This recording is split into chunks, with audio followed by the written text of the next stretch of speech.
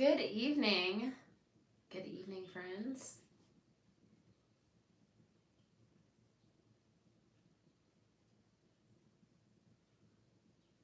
All right. Let's see what we can do here.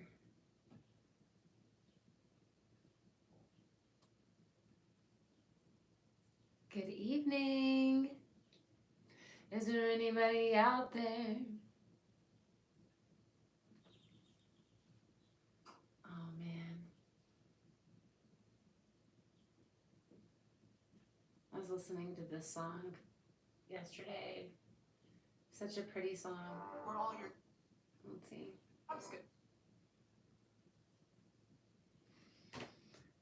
Good evening. Thank you so much for joining me this evening.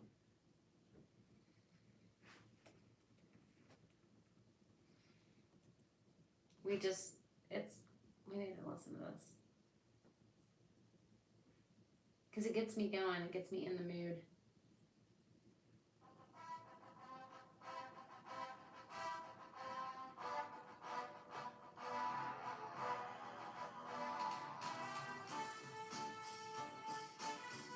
Man, my speakers need to be better. Let's see. Maybe it just takes it off. Let's see. Oh.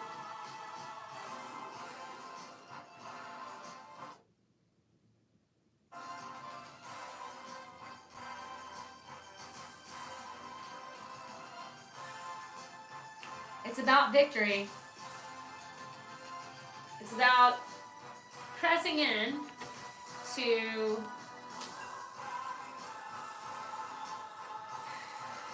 quite frankly a Leviathan. Because there's so many families that are affected by these non-combat deaths. I mean, Caleb's is just one of them. Brandon Caserta is just one of them. There's there's many families that don't want to come on to our show and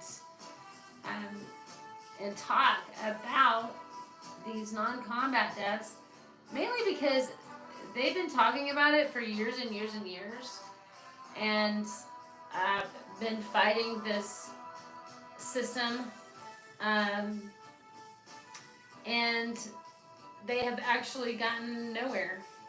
And so there's a lot of skeptics out there that say that it will never pass. The Hall of Justice Act that we are encouraging Congress to please look at. It's called the Hall of Justice Act. It's written by Manuel Gomez, a private investigator out of New York. And we will be interviewing Manuel soon, I believe. It is my hope, anyway, that we do. He's ready to come on to the show and be interviewed. I'm excited to interview him and talk to him. He's an incredible man, incredible patriot. He's, he sent me his service record the other day, and it's insane. His name is Manuel Gomez. He has, I believe it's called Black Ops Private Investigating. You can just look up Black Ops Private Investigator, New York, Manuel Gomez. You'll find his website that has just insanely commendable acts. He's actually has passed several bills. These are some bill proposals that I'm holding in my hand right now. And this one is called the Truthless and Decisions Act. Truthfulness in Decisions Act. Right here. Truthfulness in Decisions Act. This is a bill that he's already had passed. Wow, October 12th, 2021. So it just says, once a judge is on the bench, there's no review process or guardrail in place to spot judicial red flags in a judge's rulings. Currently, a judge can have an unlimited number of cases overturned for improper rulings with no consequence for judicial incompetency. Wow, I didn't know that. So the Truthfulness in Decision Act will remove the immunity given to judges. It will bring accountability to judges who have committed acts of corruption. Now, let me tell you something. The Hall of Justice goes in line with this Truthfulness in Decision Act. It is a bill that we are going to be asking Congress to please look at. It's a bill that was written by Manuel Gomez, and I was just mentioning that, and this is another bill that he's written called the Truthfulness in Decision Act. And so he goes to tell us that the Truthfulness in Decision Act will remove the immunity given to judges. It will bring accountability to judges who have committed acts of corruption. Okay? I think about the military and the acts of corruption that are happening there. And I'm realizing that this guy, man, he's already had these bills passed. Violating the code of conduct for judges, baseness, falsifying decisions, violating a person's civil rights, and for not following the letter of the law. It will serve as a check on judicial behavior and provide protection to the public. The legitimacy of the U.S. court rests on the public's belief that our judicial system is fair, just, and equitable. The act will ensure that no one is above the law, and that's what the Hall of Justice will do as well. That we are bringing to Congress, that we families would really love, first of all, for them to hear us out. When people hear about Caleb's case, they say, no way, that can't be, what happened to my son. If you don't already know what happened to Caleb, well, first of all, I still have my own questions about really what happened to Caleb. I think that more happened to Caleb than we really know, and or that they're obviously saying in the investigations, but the investigations speak volumes of what they have not looked into. But anyway, corruptness. There's corruptness everywhere, it seems. And here we are on the front lines.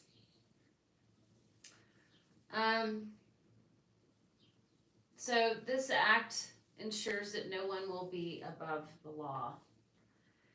Immunity. I'm speaking of the Truthfulness in Decisions Act. It talks about the act will ensure that no one is above the law, and this is an act that's already been passed.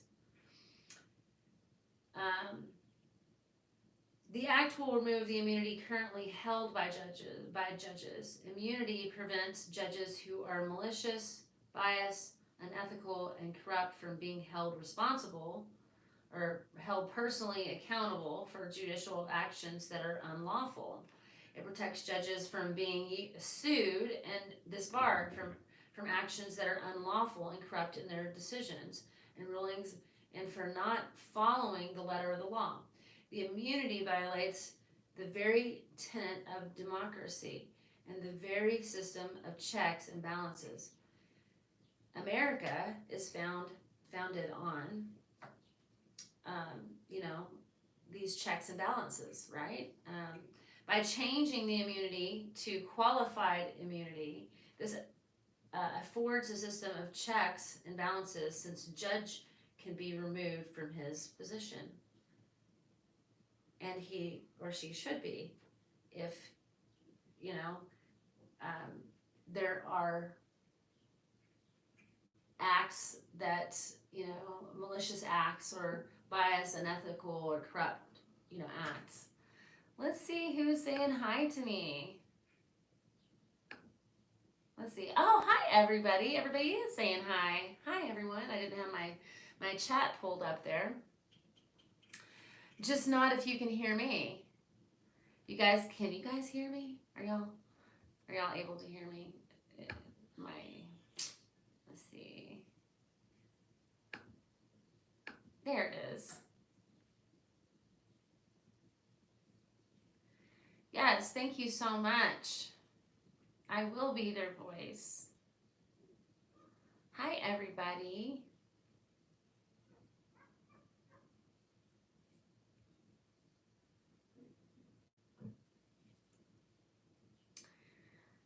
All right. Yes, corruption from people. Oops, man. Why am I chat? My chat just keeps bleeping away, just like that. And Emily, it's not right. Yes, corruption from the people so high up. Yeah, nothing will. You know, I mean, the thing that we can do is to keep um, talking and keep educating ourselves, and that's what this channel is all about. Yes, we can vote. We do have, you know, power to vote. Whether we think, you know, like I have some friends that are like, you know, they don't believe in the process anymore because of what happened with the elections and such. But it is still, I'm going to keep going with it's still our, you know, it is our right. It is our right also, think about it, to petition our government for change. And that's part of the amendment. I believe isn't it the First Amendment? Um,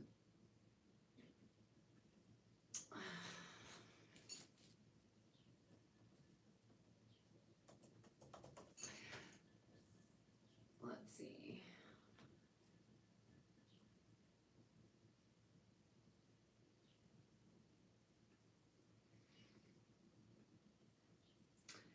So yeah, it guarantees freedom concerning religion, expression of assembly, and the right to petition. So basically, the right to, you know, we can assemble. It gives us our right for our ability to speak and have our own opinion about things. It's our right to assemble together and to petition the government for change. And the petition the government for change, that part, we often don't think about how like important that is for us to be able to petition the government for change. And we don't think that, you know, we look around and we say, well, it doesn't apply to me or whatever, you know, or maybe there's nothing I can do, but you really can. You know, our votes do count, and you know, at some point we do have to start having like take a stand on certain issues. Not everything. I don't think that I can do. I don't think I can take a stand on everything. You know, but this is the stand that I'm taking.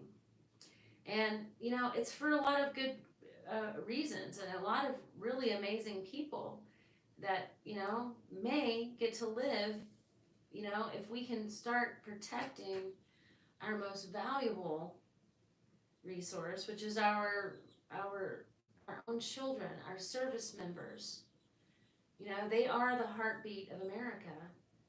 And we, as a people, need to wake up and protect our service members and do what we can to protect them. Not everybody, it's not everybody's thing, you know, to fight for this cause. You know, I get it. Like, you have to decide where you're going to put your energy, you know, and and I understand that more now than I ever have. This is definitely worth fighting for. The lives of our children, our mothers, our brothers, our sisters, you know, um, our daughters, our sons, worth fighting for. Every single one. So this says that qualified immunity is a lesser form of immunity. Judges will have qualified immunity, which will protect judges from meritless lawsuits and will guarantee victims of unlawful judicial conduct by a judge an opportunity to seek damages. Qualified immunity will become the standard for all judges. So this is, in the Hall of Justice bill that Manuel is proposing, and we are standing by, Mothers of the Fallen. We actually did finally just settle on a name. We call ourselves Mothers of the Fallen. But we are a group of mothers who are, and veterans, and I would say I would not limit it to just military moms, but concerned moms, maybe future military moms. We want to make it safe. We want to make it safe so that our future military moms can rest assured that we're looking and we're watching the flow of non-combat deaths that are happening on these bases, and we're saying it's not safe. And we understand that this might, our opinion, based on our experience, would dissuade people from joining the military, but we don't feel that it's safe at this time. And we want to make it so that our children can serve in a mission to uphold life in our community, in our cities, in our states, and all across the United States and beyond. That's actually what I think about, like, why do we go overseas to go to war anyway? Is it not to uphold life? I know that there's some devilish plans out there, perhaps, but like, if you really look at it, you go, isn't it to uphold life, protect life? I think about the Pledge of Allegiance that we say. I think about the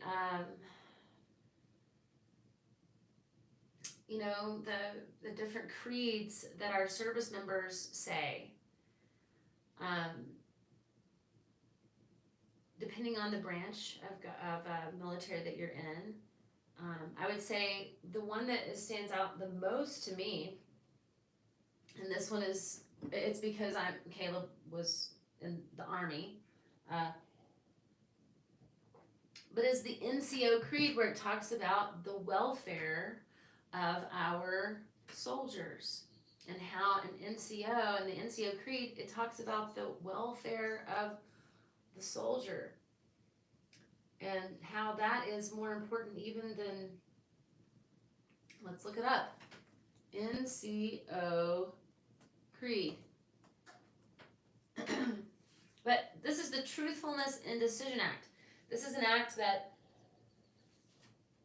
I believe has passed, and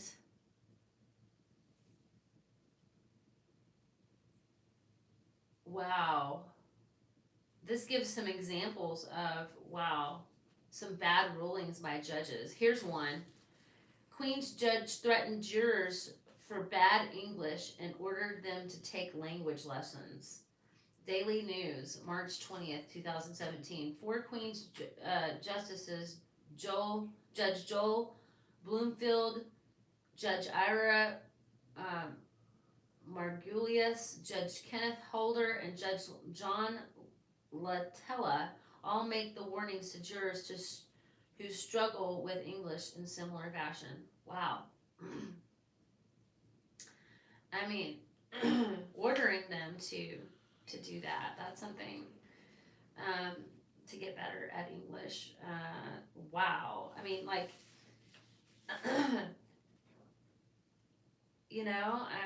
I'm looking at this Truthfulness and Decision Act, and I'm seeing, wow, I had no idea how corrupt our judicial system is. But it doesn't surprise me, because look how corrupt our military installations are. Um, and by the way, I'm not slamming the military. We love the military. I want to make it safe, you know, for our children to go back in. You know, Caleb and I, we all we cared about was building the team, together. In fact, he came home for hometown recruiting, and he spent an entire day in my classroom. You can actually find his videos, on YouTube if you just look up Caleb Smither. There's a page on here where you can watch some of his old videos. I also have them on calebsmither.com if you want to go check those out. Of him teaching one of my classes, um, like pre-K through fifth grade, and he's talking about following instructions, how important it is, because if you don't follow instructions, you will lose your life, or you could lose your life, or you could harm other people. And it's really interesting to think that he was, teaching kids about that, and then to see what happened to my son. Left for 6.5 days in his room without being checked on. Our country is in desperate need of, oops, I need to, let's see. Our country is in desperate need of an enema. So much separation. Yeah. We expect our soldiers to fight for democracy and our freedoms when we can't get our own shit together. Yeah, well, I mean, and we expect them to fight for us, but we can't even keep them safe on their own territory, on a base in the same country they swore to defend.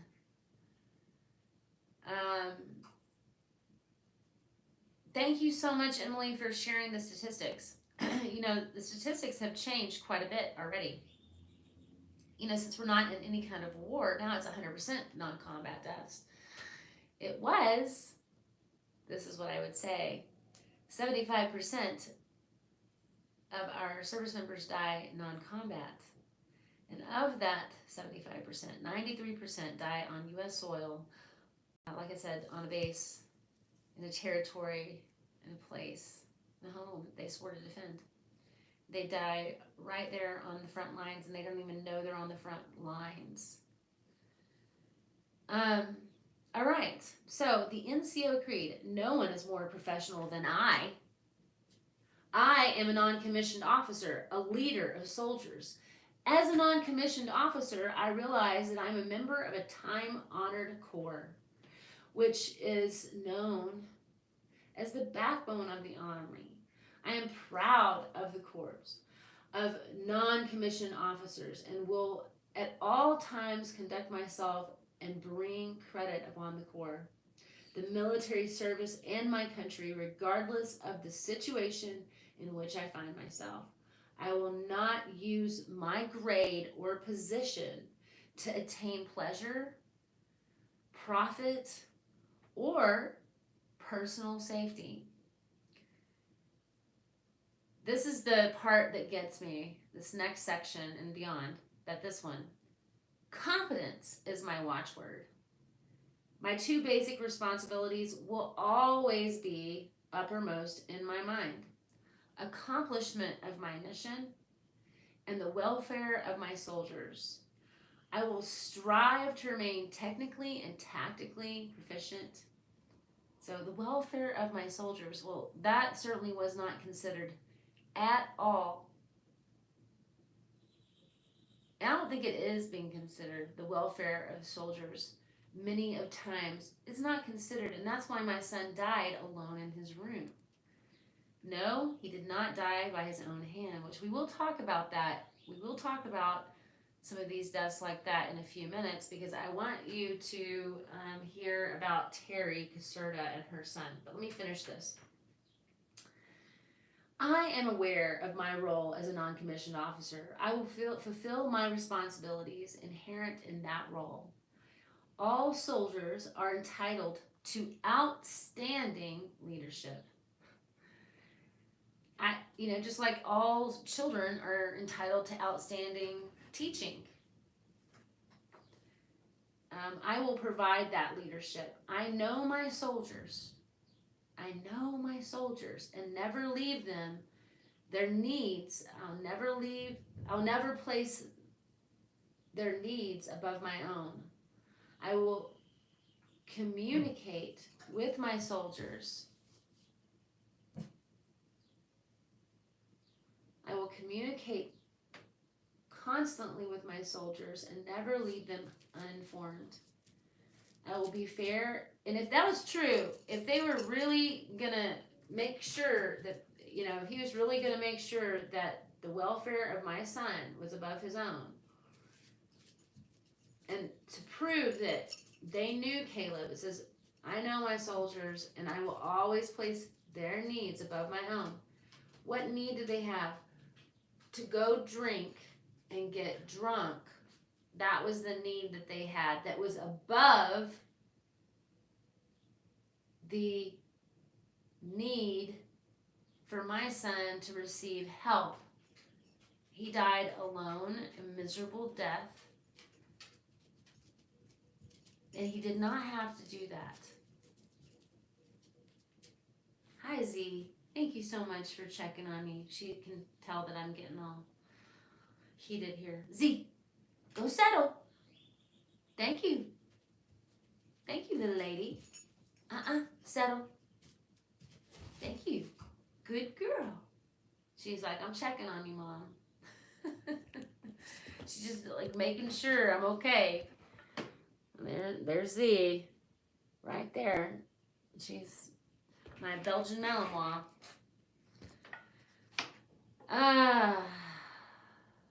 Oh, we have a troll.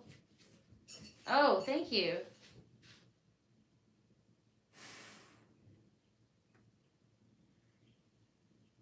Let's see. What's trolling, guys?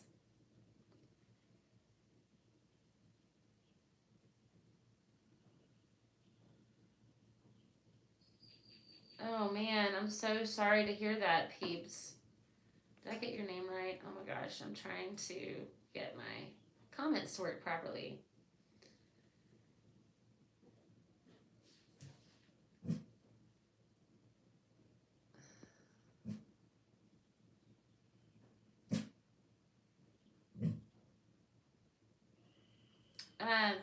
Thank you guys. Yes, thank you so much for stopping in.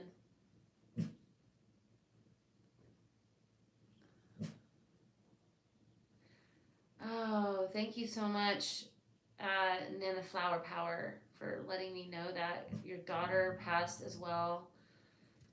And it is such a difficult pain. Yeah, it's not anything anybody needs to feel. Z, enough. Fui. Okay? Thank you. She's giving me the shark eyes. She looks back at me. Oh, I love you, Z. She wants to go bark so bad. I'm not letting her. Yeah, I will communicate constantly with my soldiers and never leave them uninformed. If that was the case, then Caleb would still be alive. I will be fair and impartial when recommending both rewards and punishment. Well, obviously not, because, the soldiers that should have been held accountable in my son's case are still freely working in the military and have had no punishment. Only one, the lowest man on the totem pole, he got a non-judicial punishment.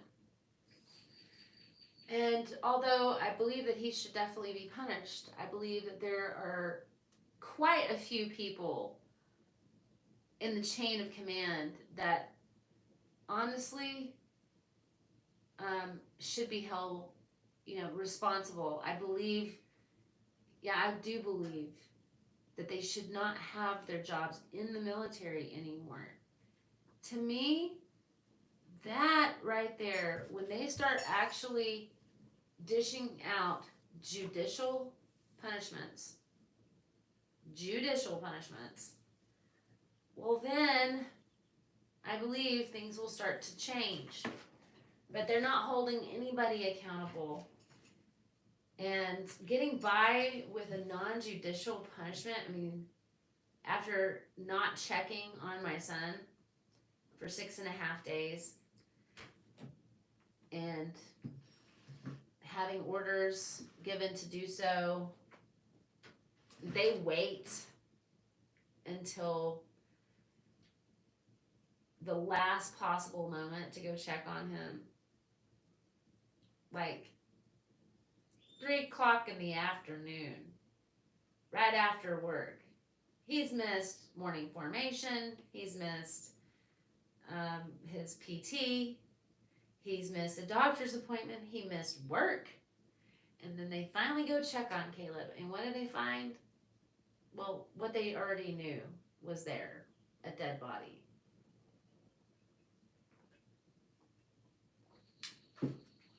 Because his friend, his roommate, was talking about it in the common area and talking about how he was spraying Febreze to cover up the smell of something. He said Caleb's room smelled like shit. Mm-hmm. We all know that a dead body doesn't smell like shit. It smells quite a bit different. Now, granted, I've never smelled a dead body before, but I have smelled a dead mouse and a dead rat. And Caleb was putrefied and mummified. I think they knew well before they found him in his room that he was dead. They didn't know what to do about it. And that's why in the investigation it talks about Caleb, looking like Caleb's body had been moved because of the way the blood was coagulated under his corpse. How it coagulates, how that blood comes to rest in a position. It was excused away in the report.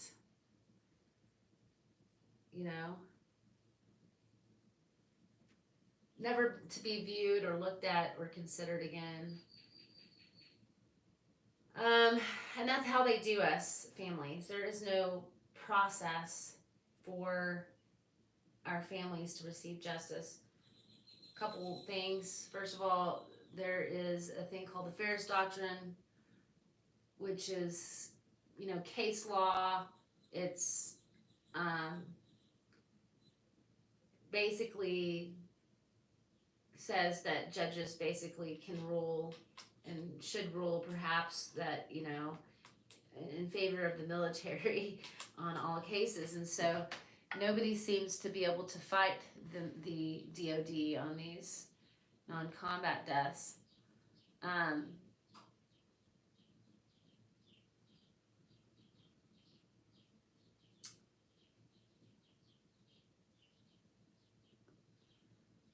I'm interested in, hey, Nana, I'm interested in your daughter that passed. Why don't you tell us a little bit more about her?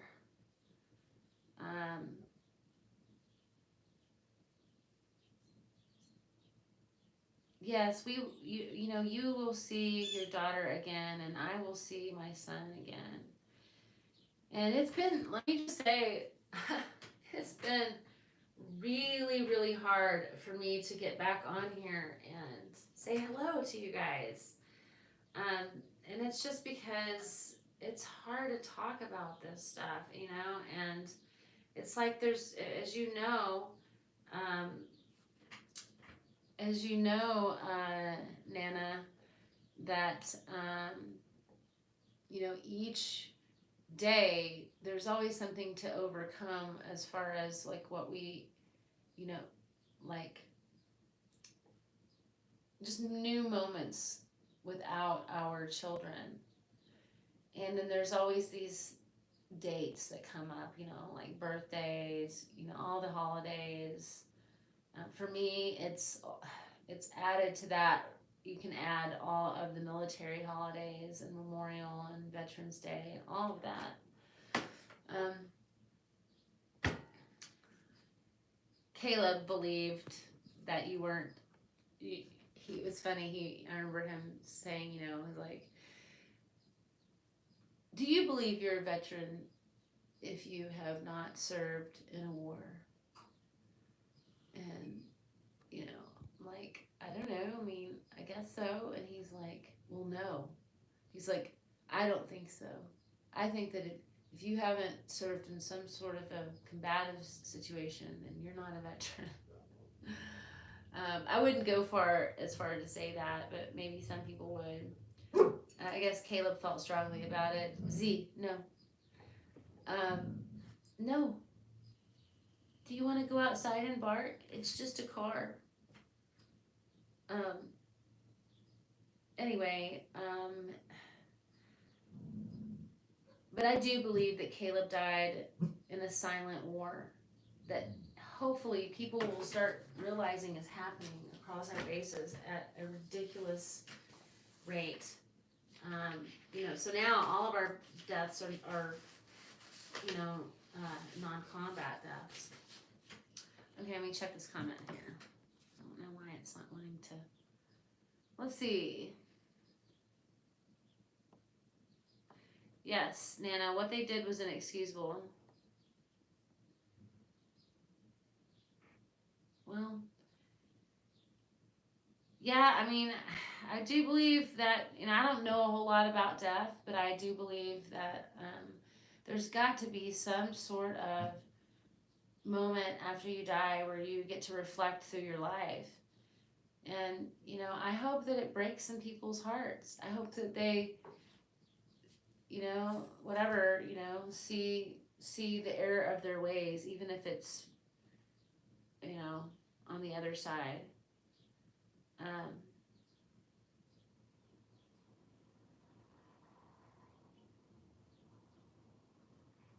I just love you guys. Y'all are so amazing. Thank you. I love my dog.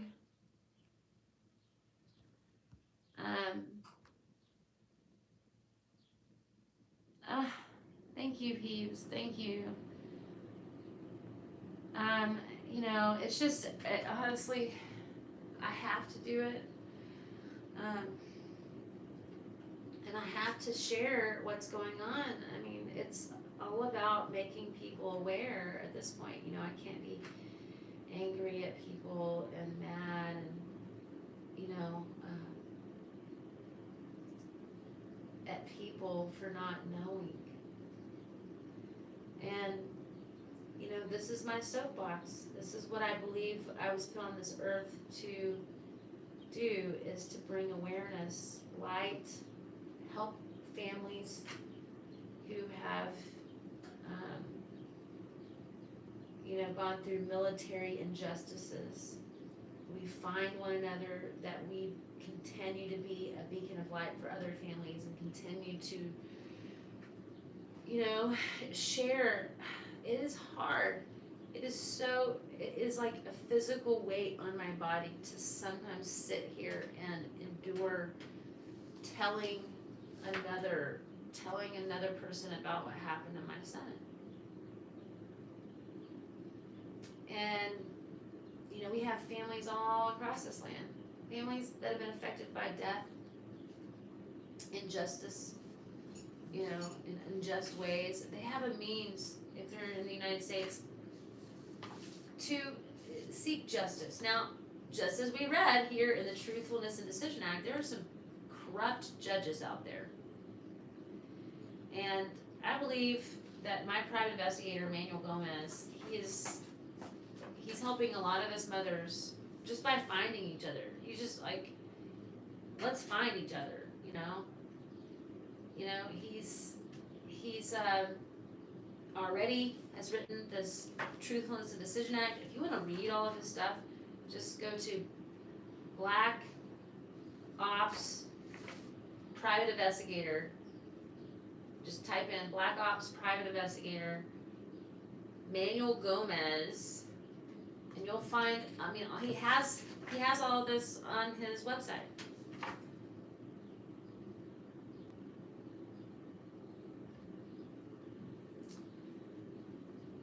I love it. Oh, Nana Flower Power. Yes.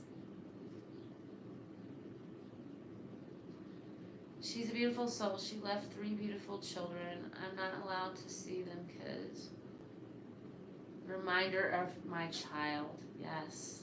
My husband was in military. He was an MP, huh?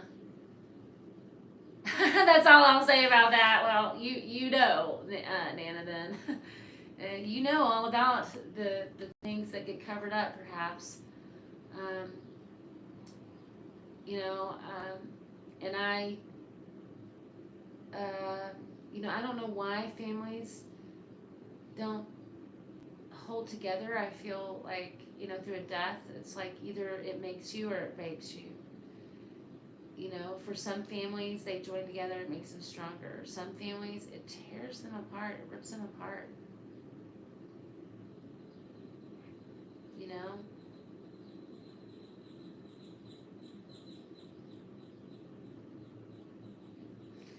Yeah, I thank you, peeps. I am here to seek honor and justice, mainly justice,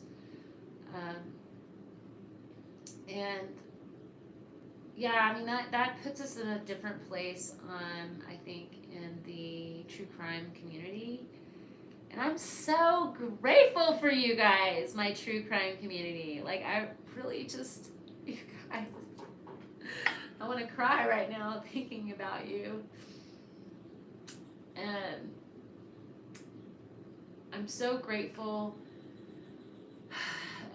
to have found Chasing and Mr. Meanie, allegedly. And I still need to get together with him, and I think I'd really love to do a live with him.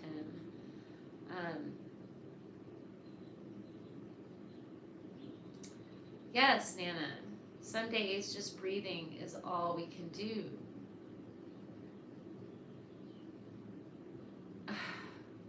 Yeah, I am doing better than most, and I don't give myself enough credit. But what I was talking to Terry Caserta this morning. She's the mother of Brandon Caserta, who you see on here when you hear our Locked and Loaded Diaries podcast. We did just put out a new podcast today. You guys should check it out. And we also have a really awesome one. I wanted to play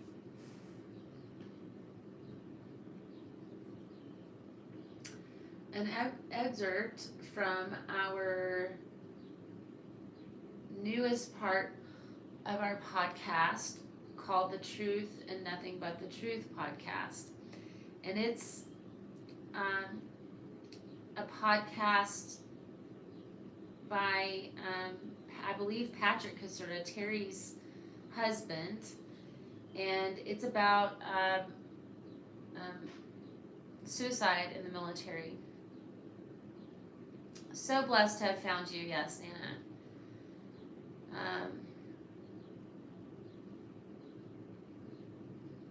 I love that, peeps, that you're a proud freak. I'm a proud freak, that's for sure. Hi, wake up, warrior moms and dads. Yes. I love it. Yes, I will keep keeping on. So, hey, let's just see if we can check this out. We are paying taxpayer dollars for these people that we PR people. What do we need? I gotta figure out how to turn up the volume. Pump up the volume, pump up the volume, pump up the volume.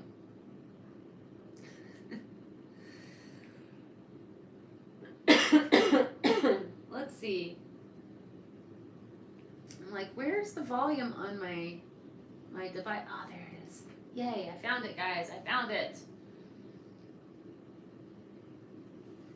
Welcome to the Whole Truth and Nothing But the Truth podcast. We are Patrick and Terry Caserta, authors of the Brandon Act and founders of the Brandon Caserta Foundation. Today we will be discussing the Navy's response on the wavy news report of suicides on the George Washington aircraft carrier. Patrick? Yes, I was looking through the articles and I came across this. The Navy snuck this up there, and I was appalled. The reason I'm appalled is, first off, I want to point something out. They spend more time. Yeah, right. Can we start with some war music? I love that. From suicide. And on top of that, we are paying taxpayer dollars for these people to be PR people for the Navy when that is waste, fraud, and abuse, because all they're doing is covering the tracks of killers. These commanding officers are responsible for these suicides, in particular on the George Washington. And if you have any doubts, you need to go back and read all those articles. We called for his demanded that he be relieved, and they did not do it. They did go to the carrier, the Navy secretary, kept it close from the news, and did not talk about the what happened and transpired, but they kept the CO in charge. This is the same CO I want to point out to you, that there was an attempted suicide on the ship. He didn't even call the mom, and then when he did call the mom, wow, he used the excuse, I can't keep track of all the sailors on the ship to get in trouble. That was the excuse he told the mom, word for word. You can read that in writing, and you can hear it on audio. It's out there. This is factual. Whoa. And he never notified her. She had to go to the news, and then he notified her when the news came out. Yeah. But anyway, I want to talk about this response. Now this is on the Wavy website from Yes, it's on the article itself. And what happened is Wavy posed questions, and I'm going to read the question and then the response they gave. It says, what actions has the Navy taken on board the USS George Washington? It says here, Navy leadership remains fully engaged with the crew to ensure their health and well-being and to ensure a climate of trust that encourages sailors to ask for help. To date, the following actions have been taken. There are diverse resources available on the ship to include a licensed psychologist, a behavioral health technician, 3 chaplains, a deployed resiliency counselor who is a licensed clinical social worker, an applied science intervention skills team, compromises sailors who are trained to act as first responders to a teammate at risk. Now let's talk about this. First off, 3 chaplains. You'll see later on there's 2 to 3, not 3. Second is a behavior health technician, a technician. Okay, really, nothing against this person. This person would be great on a team. I have no problem with that. The problem is they put out an article that there is a psychologist and that person is making rounds on the ship. That's it. A crew of 2,700 people, that's who's walking around the ship. And a licensed psychologist, no offense, I'm sure this person's good. If you had 10 deaths in 10 months, would you not hire the best of the best to come on there? Would you actually use somebody other than that? How could you not use somebody that's the best of the best of what they do? And this is it. That's all they did. Chaplains. I'm going to tell you right now, I take a hit on this, but I'll take it. Chaplains are great people. They are great. They're fantastic. They are phenomenal. However, they are not the ones to be handling this situation unless it was life or death or there's no one else to do it. And that means that this ship was deployed. They're ideal for this. We are, again, this is more to the pier in Norfolk, Virginia. Remember that, because that's going to come up repeatedly in this. As far as this other stuff, 10 people die before this happens, just so you know this, okay? Let them trick you into believing otherwise. That is wrong. 10 people die, they do this. This is not bad. I'm not going to deny that, but this is stuff that they've had in place for years. It doesn't work. Why does it not work? Because it's not addressing the problem. Yes, there's a suicide problem on the George Washington. However, the problem is the leadership and accountability. Yes. That is why people are dying. It doesn't take a rocket scientist to figure this out. Do not believe this garbage that they put out. I agree 100%. I put on here, the Navy deployed a special psychiatric rapid intervention team designed to provide mental health assistance to those on the ship. Again, I talked about this before, I'll say it again. This ship is moored to the pier in Norfolk, Virginia. Every single resource that is available to the entire network of bases in Norfolk, Virginia is right there for them. They could have gone there at any time. Anytime. Now all of a sudden they're there for them, but they weren't there for them before. They're moored to the pier in Norfolk, Virginia. Okay, remember that. Next, the commanding officer conducted an all-hands call with crew on 18 April to address these incidents, reinforce available resources, and solicit input from the crew. The Navy assigned one additional clinical psychologist and one licensed clinical social worker to the ship to support sailors. Okay, a couple of things with this. First off, an all-hands call by the commanding officer. He is the one responsible for these deaths. That's just great that he had an all-hands call after 10 deaths. I'm impressed. Huh. Come on. Right, after 10 whole After deaths. the first death, this should have happened. No 2 kidding. deaths, this guy should have been gone, period. We're up to 10 and this guy's an all-hands. That is not going to work. This is just smoke and mirrors. This is ridiculous. This man needs to go along with his chain of command, period. Okay, additional psychologists and licensed clinical social worker. Well, I'm here to tell you, nothing against social workers. I think they're great people. I actually have a minor from Arizona State University in sociology. However, psychologists hate social workers. I can't imagine these two working, but let's just say they are. That is not good enough. Like I said, you get the best social worker in the nation. Whoever that is, I don't know. But you hire them. You have endless pockets. You hire these people, and you get them over there and find the cause of this. Which the cause is, they already know what the cause is. It's the toxic abuse of leadership and abuse of power. You don't believe me? Read the articles. The kids tell you. They tell you. Yep, they sure do. Sailors are being provided immediate access when calling Hampton Roads appointment line, as well as being provided expedited appointments for network mental health referrals. You have to be kidding me. This hasn't been going on for day one, and 10 people died, and they're finally getting priority. Right. The other people at that base have died this way, and on their ships, and on shore commands, and these people are getting a priority now? Come on. You believe this stuff they write? Why do you believe this? Your children are out there. They need to be safeguarded. You cannot believe this stuff. It's great. It is a true statement. There's no doubt in my mind. The problem is 10 people died. 10 parents, sets of parents are out there, and families are devastated. Friends and neighbors, and the list goes on. All these people are devastated by this. These people don't care. Shouldn't they be afforded that anyway? I mean, they should come priority anyway. Why is this one ship the only one getting priority? I agree. And the problem is they don't have a mental health network set up there that can handle people. It can't handle an influx, can't handle anything. Why? Well, I'll tell you why. Because they've been getting funded for 50 years now from Congress, and the military's been allocating that money elsewhere. They have every right to do it as long as they're meeting everybody's needs. Remember that key term. Obviously, you're not meeting their needs when you're waiting 2, 3, 4, 5 months for an appointment, and you can't go see somebody weekly when you have problems. And you can't see somebody immediately when you have a problem. That is not meeting their needs. So the Navy mismanaged this money, which means the top did this, or they inherited it and didn't care. The sailors are being provided mental health opportunities via network mental health providers. Hey, that's fantastic. I think it's great. That's a great thing. The problem is there are many resources like that out there from other organizations that already do that they're finally implemented. This should be from day one on this. These people should have been getting this from the first death. Yep. 9 more. We finally have it. I'm impressed.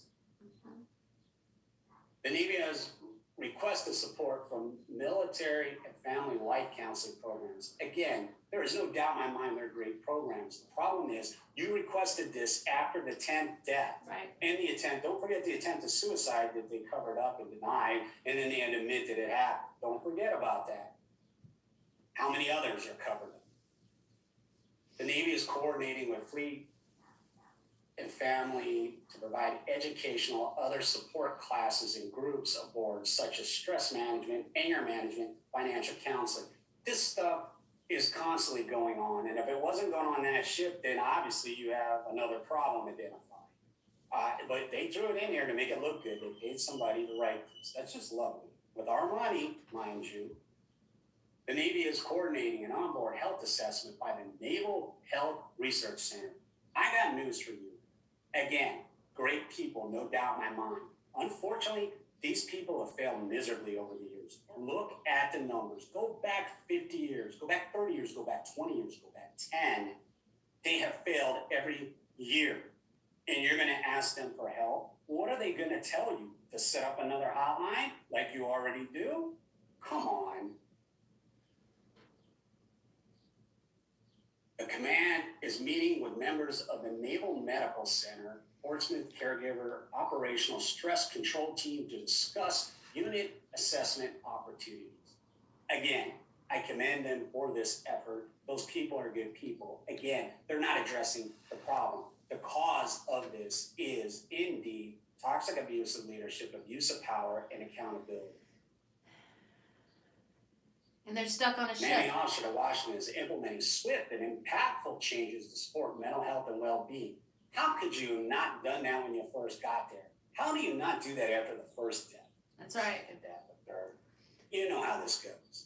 My point being is he's just now doing it, of course. That's great because you're in the news, you're doing it because you're trying to keep your job any way you can. I'm impressed. Pretty sad.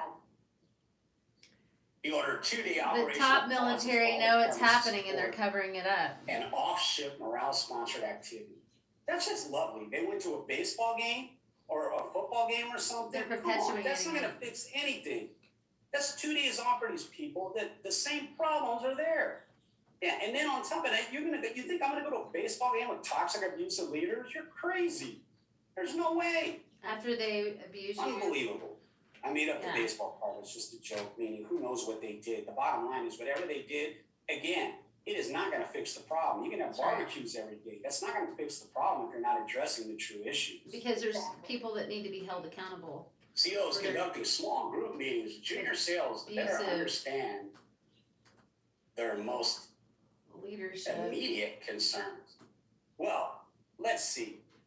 Let's talk about something you don't know. Every day there are reports to the CO. There's 8 to 10 of them that are reported every day. And one of them is the habitability report. What that means is that's going to tell you, out of, I'm making up a number, 1,000 toilets, 100 of them are down. So on. It will tell you this. The CO knows every day his equipment. And you what's up, know what's if your down. morale is down. Every day. So then So you all know these if you have toilets, some the toxic heat, all this abusive stuff leaders has been out out, electric, all these things have been out, and the guy is now reacting to it. Now people died and he's in the press. Because he didn't do it on the first suicides, the seconds, the thirds, the fourths, the fifth, the sixth, the seventh, the eighth, ninth, or 10. He decided Oh yeah, to do it we've now. We know about this. Congress We know how many toilets won't work. turns their We back knew on all of us. Electric and heat was not there. He knew it. Every day he knew it. Every single That's why we need you guys to share it with Congress and then because we addressing already their have. concerns. What are you going to tell They- the CEO? Honestly, what are you going to tell him when he's the problem? What are you going to tell him that your boss is the problem? You really think they're going to listen to you? No. You're going to end up dead yourself. They know about it. Like They're gonna drive Congress you to knows it. about it. A carrier group operational stress control trainers are born to provide a 2-day buddy care class, which encourages peer-to-peer intervention to address occupational fatigue, compassion fatigue, caregiver stress, and burnout. All right, let's talk about that. First off, you have 2,700 crew members. How many members a day are going through this? I'd love to know that. And then how often is this class offered? Next is that training. And it's a Who class. set it up? If that training didn't come from the Brandon Caserta Foundation, or our affiliates, I assure you that training is not anything that is going to solve the problem. It's not going to worth it, focus on the same stuff that they've been preaching from day one. We need new ways to do things, and we have those. Not only do we have them, we know what the problem is. Again, we start with the problem. That's getting rid of that chain of command and that commanding officer. Yes. Leadership has to be held And accountable. to take it a if step there's further, all I could stop all suicides Suicides. tomorrow in the military. You want to know how? Hold commanders accountable. Tomorrow, somebody will die. There's no doubt in my mind. You're going to have a couple of suicides. Hold those commanders accountable. They'll end immediately. You hold the top accountable too. They'll end. We've been saying that for 4 years. 4 years. And what's funny is, we've talked to almost every member in Congress one-on-one and with their staffs, some in person. They all of them agreed with us. We brought that up every time. They all agreed with us. Just so you know that they all agreed with us. Every one of them. No one ever went against it. That's when we were pitching the Brandon Act. And we were talking to active duty officers themselves, younger ones. Yes. They agreed. At least one department, at least one person in every department will receive this training with a minimum ratio of one person trained for every 50 people in the department. All right, so there's an answer to the above question. That's not a bad ratio. That ratio needs to go higher than that. And not only that, like I said, that training's not good enough. We have to have people trained to a high level. We have a program that we know will work. We have programs, all kinds of programs out there that we have that we want to implement and do.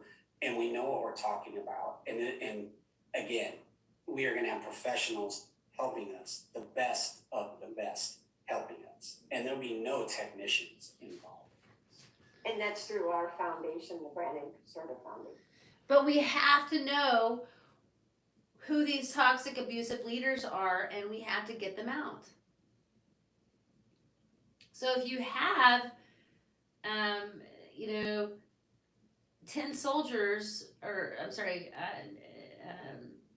sailors who have committed suicide, you go, okay, let's check out their leadership.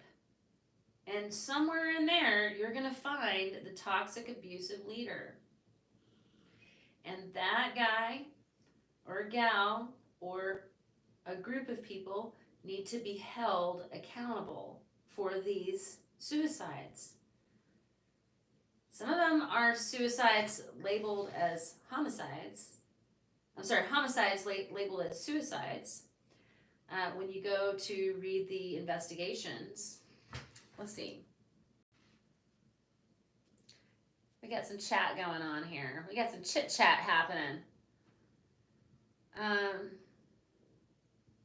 So she just explained that, that they have gone to Congress, and, I've gone to Congress about Caleb's situation, and Congress was helping me since day one. Now I can't get a hold of my congressman. He's not responding.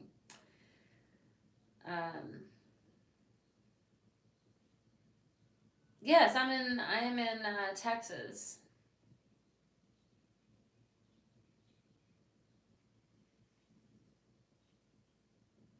And I have sent information to my senators as well, and with no response at all. I've had no response at all from my senators.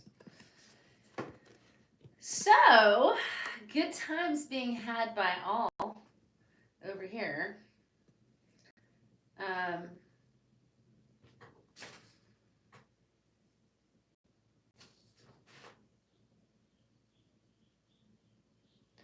Just like the general public, however, many have sued and kicked ass.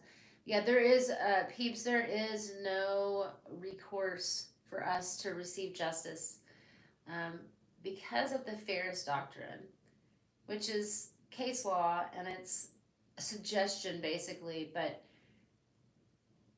it's what bars us from receiving any justice. So any military or family of, a deceased who has been died, military injustice. Yeah, there is no recourse. That's why we have to petition the government for change.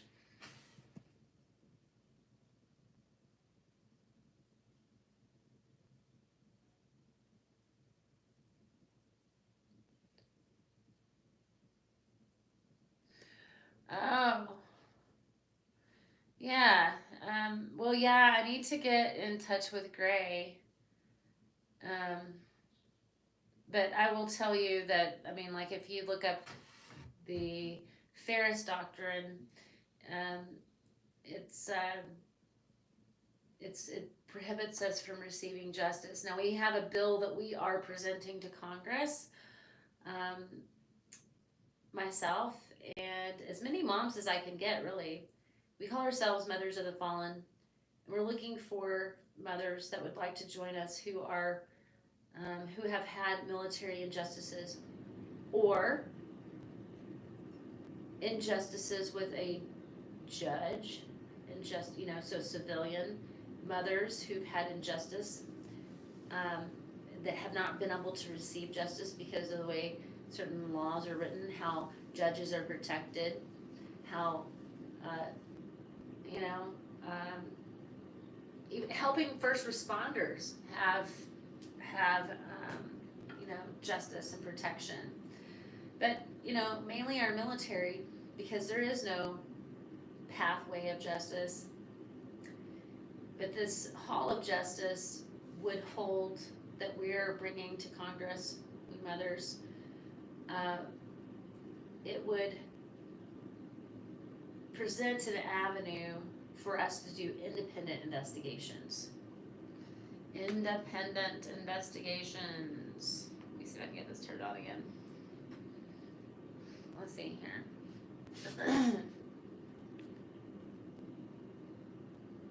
And we do have a petition out. I'm actually need to make a petition for, oops, I'm sorry.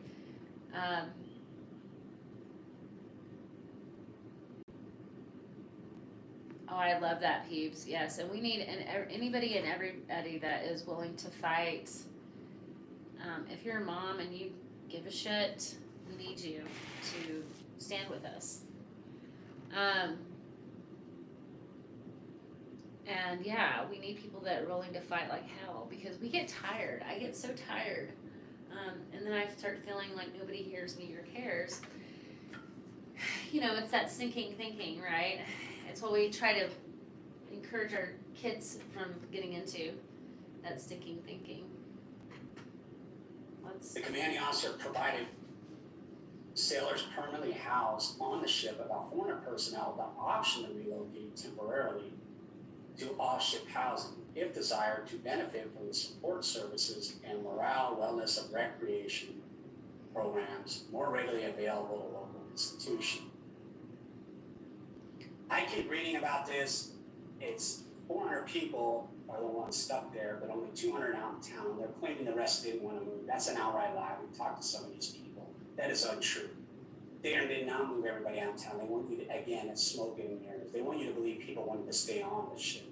Who in their right mind would want to stay on that ship when 10 people died? And some of them would lose people's brains? Nobody. They're lying. They are not. All those people should be out in town. And to top it off, I will tell you this. So let's just use their numbers. 400 people are affected, which we know the number's higher, but let's use it. Half of those people are moved out in town. Ironically, the person who attempted suicide, it was not one of those 200. Now you tell me, how is that even possible? Nor was that sailor ever asked to go. Correct. And it was his second attempt. Then it says, as of 2 May, 260 sailors were given the option to move off ship accommodations. And subsequent weeks, up to 50 additional sailors per week were given the option to relocate until the sailors who reside on board have been given the option for off-ship accommodations. Again, after the second or third death, all these people should have been out in town. Actually, some of them were. They were moved back to the ship. They don't want you to notice. When the suicides started up again, don't you think you should have moved everybody out of town literally overnight? I mean, come on, how hard is it to do this? It's not that hard. It really isn't if you want to do it. If you don't want to do it, then it is hard. We need to talk about the ones that have duty. They have to stay on the ship. That's another thing, the ones that have duty, every fourth day I assume they have duty. That means that the people that live out in town, they all have to come aboard and sleep, so they're still sleeping. These people who move downtown, they're still sleeping in those conditions because those conditions aren't necessarily fixed. And if they are, that's great. But I'd love to know too, it's amazing. You have this giant ship, all these people live downtown with these 400 supposedly. And none of them are, we'll just say E4 and above, maybe E5 and above. All those people live out in town. And what's amazing is officers, high-ranking officers, stand command duty officer, and E7 and above all live off base, they come aboard on duty, and then E6 and 5s, they're all there on the duty. They have to be, and they're gonna sleep on the ship. It's amazing how their air conditioning, heat, electric, all that works. It's amazing how that never goes out. It only goes out in the junior people. That's free. How is that even conceivable? I guess one could say they're working on the rear half of the ship only. Well, that could be, I guess, but the bottom line is, once it's reported this stuff's not working, it's up to them to make accommodations and arrangements for these people right away. They were trying to save money. That's what they don't want to tell you. And that's what happened. They were trying to save money, and they were making these people weather the storm through something, and people were dying, and they were still having to weather the storm. They got caught on the third suicide in a week. That's when they got caught. Remember all those people that died before that. Why don't you ask those parents how they felt about those 3 deaths that occurred that week, yet alone their own family's death and the ones before that, knowing that this could have been prevented. Yeah. And in E6, that's a chief? No, it's a first class manager. First one. I was gonna have you talk about that with you, so they know what it means. F7.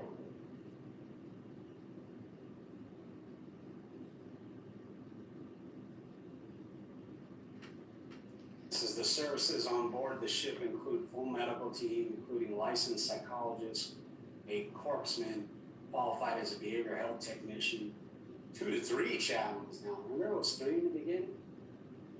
All trained in clinical pastoral care, a licensed clinical social worker serving as a deployed resiliency counselor, an organic applied suicide intervention skills team. Compromised sailors are equipped to act as first responders to a person at risk. These people that are dying, they're not calling out for help. They're not asking any of these people for help. They're not gonna ask those people for help. That's because that's not how it's done. You go walk around, patrol around, what is this, high school? Giving a final exam or something? I mean, come on. That is not what you do. Having these people available is a great thing. Don't get me wrong, I'm not gonna deny it. These people were available all along. Now they're on the ship and you expect me to believe they're sleeping when there's no heat, air conditioning, food and all that. Mold, they're sleeping in mold on. You expect me to believe it. And if you walk around, these people are gonna approach them in front of everyone and say, I need to talk to you.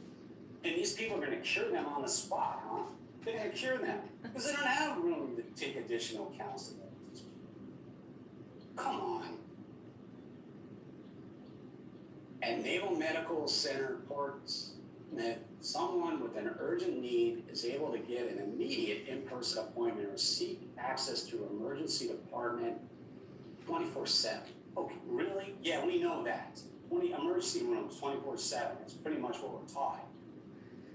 For operational forces, there are command embedded mental health providers, both pure site and aboard deployed units who are immediately available to service members for urgent concerns. Okay, those people were always there and always will be there. They're talking about things that are already in place. They're not working. Okay? That's what they do. Again, we had 10 suicides in 10 months. 3 in a week. These people are available now. They were available all along, but they're available now. And I'm sure it's making a difference. Come on. 10 suicides in Our 10 military months. treatment facilities employ a multidisciplinary team approach to mental health care, assuring our service members have immediate access to urgent needs, an average of 11 days for those seeking appointments for routine mental health care. They also have robust inpatient mental health services for our most seriously ill patients. That is unsatisfactory. Those people should be available on the drop of a dime, period, at all times, period. 11 days, come on. 11 days. That's a long time. And they're bragging about this. They're bragging to you because they know you're not going to read this. They put this up here. Like I said, I'm lucky I found it. Additionally, there are a matrix of 24/7 community resources for all service members seeking mental health care, such as Military One Source, Telemed, Navy and Marine Corps crisis hotlines available that provide direct support. That is a fact. Those things have been around forever and a day. They were available for those 10 that died. They were available for the other 500 that died before them, and they were available for the thousands that died over the years. All that was available at all times. You can see that's working really well. Right. Is also new. We have convened a larger team to assess command climate and various quality of life issues affecting our aircraft carriers currently undergoing maintenance. The team will identify those quality of life issues unique to the shipboard environment and provide recommendations for immediate actions and identify areas for additional review and future actions to improve.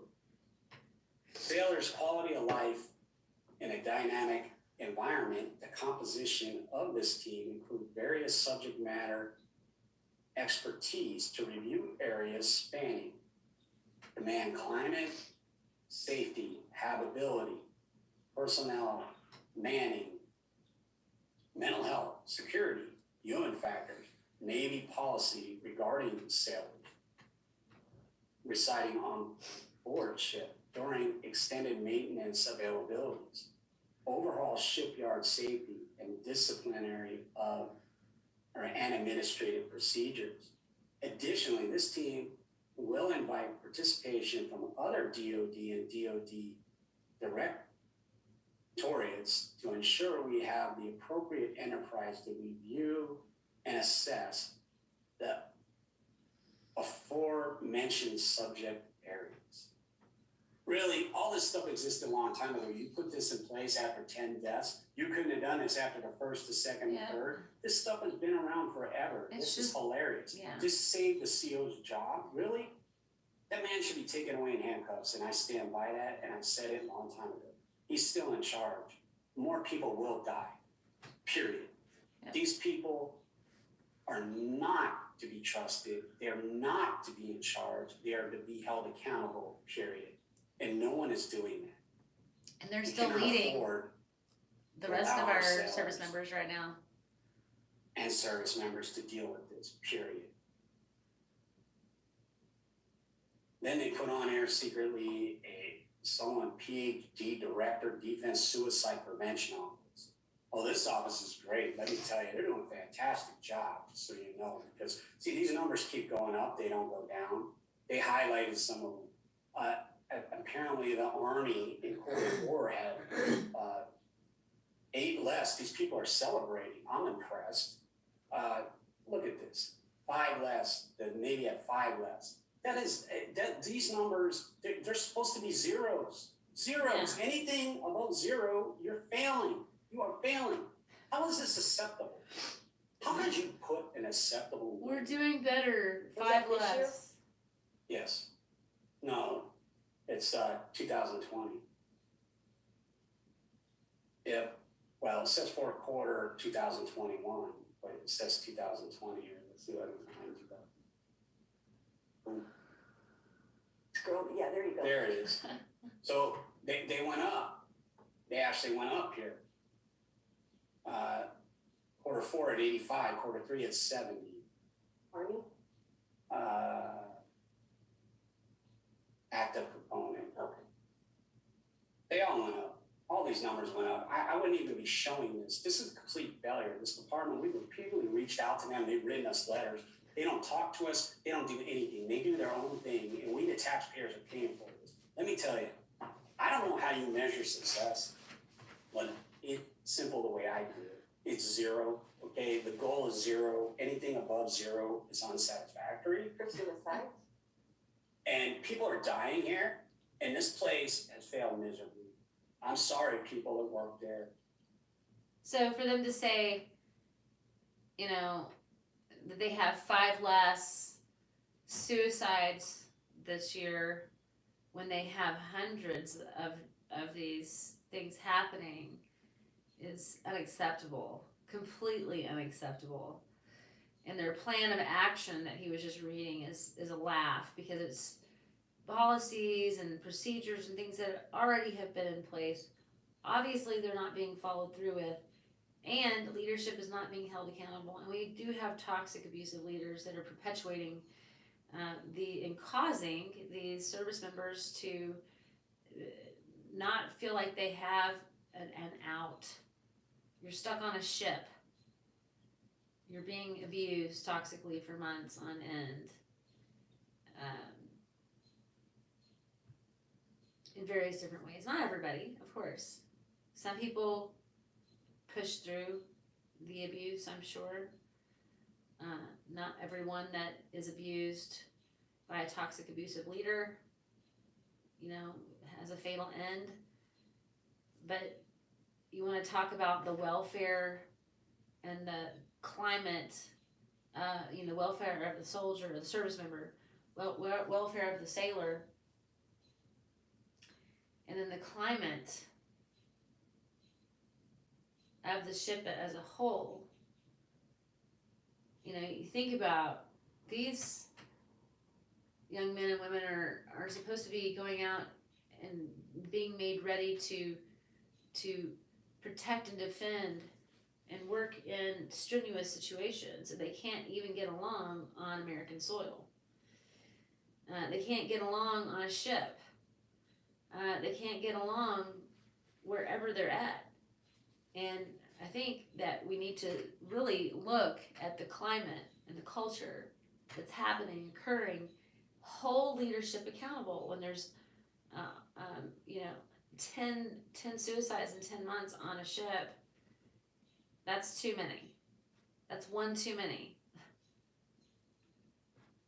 Maybe your hands are tied. Maybe you know the truth. The DOD doesn't care. I don't know. The bottom line is you failed.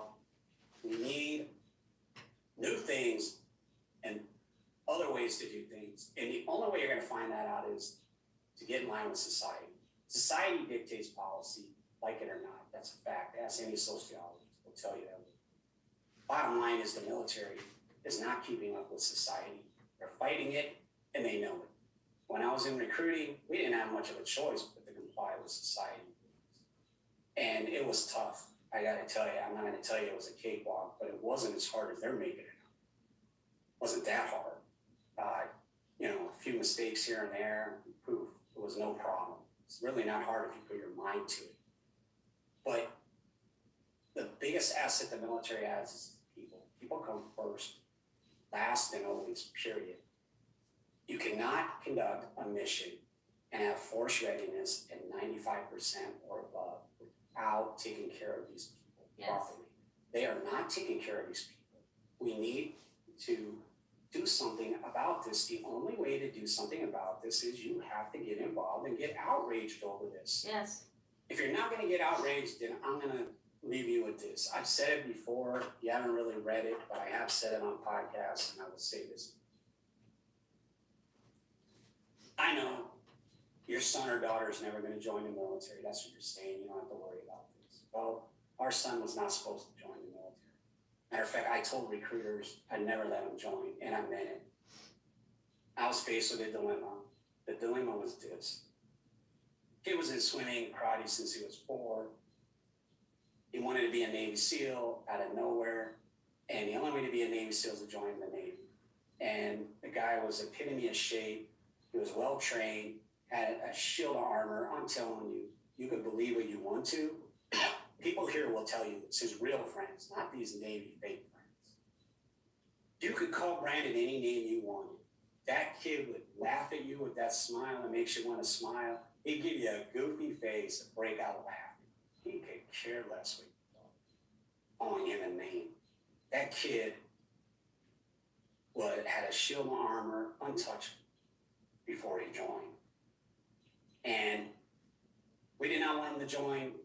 We had two choices. Say no, he could join later when he's 18, excuse me, or we could support him and give him everything he needed to be successful. We chose to do the later, and I feel any parent would do that. I really do. So we got him ready, went out, I bought him the actual seal fins, we bought him the mask, the the snorkel, we got him the swim gear, we got him everything. He worked out all the time. He was in swimming. He was on the USA swimming team actually here. And he continued on the karate. He worked out with a bunch of people. He blew away the SEAL test. When I say that, don't get me wrong, he doesn't have the best time ever by any means, but his time was very respectable and consistent, like crazy. And in an aggregate, he kicked butt. And he helped others do better. He pushed them to the max to do better before he left, so much so that they felt they really had a chance because he was so much into teamwork. Mm-hmm. And so he joins, he's in the SEALs. Again, you can't predict what's going to happen with that. A large percentage do not make it through. All we were worried about was Hell Week, and we were worried about it because not many people know exactly what goes on that week. But I will tell you this, Brandon was called the Energizer Bunny in high school. The kid had stamina, unbelievable. He did not tire out. So they were not going to get him on the physical part. It wasn't going to happen. You tell him to do 100 push-ups, he'll do it and smile, period. So mentally, I can't tell you what would or wouldn't happen. It doesn't matter because ironically, because the same instructors that rang the bell for our son and denied our son medical treatment are the same instructors that killed Lovelace. And he was killed in the pool 2 hours after Brandon collapsed on the beach. So the bottom line is, you know that those people rang the bell for him because they cheated and they killed, obviously. Yep. But bottom line is, our son wasn't supposed to be it. So let's fast forward a little. Let's go 10 years from now. Your 10-year-old is now 20, maybe even 18, and they want to join the military. They're adamant about it. You're like, you know what? Why not? No problem. And then you feel the military's changed because you read articles like this response here, right here. You're assured this right here is going to save your kid's life right here. Navy said it. Trust me. All true too, right? Believe all of it. So your son or daughter joins the military, and they're in 3-4 months. They're doing well, very well. And then all of a sudden, your doorbell rings, and there's 2 uniformed service members at your door telling your son or daughter's dead. Mm-hmm. Now what?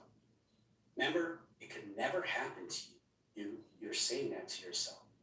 But let's analyze it. Turns out, the same people who killed our son killed your son or daughter. How would you feel knowing that you could have done something right now to stop that from happening? How would you feel? Think about that. Now, let's take it a step further, because I know what else you do. They're never joining the Wick Andrew bus. It'll never happen, period. Okay. So bye, Nana. Love you. Yale. They're electronical engineering. Night, peeps. And they're kicking butt, doing well. Well, I hate to break the news to you, but people get out in the military and they retire. And they move on. And it turns out that the supervisor, one of the people that killed Brandon, is your son or daughter's supervisor. And your son or daughter, again, the police come and notify you that your son or daughter is dead. And it turns out that that was the people that killed our son. Again, how would you feel? Remember, they were never joined the military. But see, these people retire. They're out there. They run security forces. They are engineers. They're everything. They can be anything still. You never know what they're going to be. They could be anybody. You need to think about these things. This is how it works. This is why you stop people that kill people, because once you stop it, it ends. If you don't put a stop to it, it continues. because they got away with it. They got away with it once, they'll get away with it again. That's how they think. But remember something, military has something unique. They have the Ferris Doctrine. They're protected. You can't sue them. You can't do anything. Mm-hmm. And no one will ever find any of these commanding officers guilty of anything when it comes to this stuff, period. They're not going to find anybody guilty. So they have a license to kill, literally, Yes. whether you believe it or not. And you don't, watch this.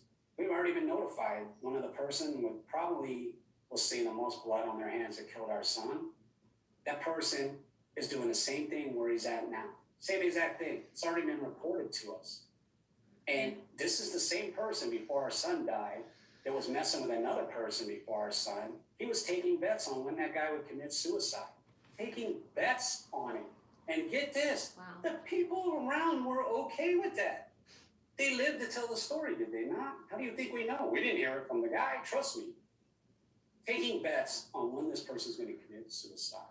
Wow. You tell me, what are we going to do about this? Together, we form a coalition, we work together, we support each other, and we move forward. And trust me, the Brandon Caserta Foundation leads the way on doing away with suicide, Yes. period. We lead the way, period. We got the Brandon Act passed.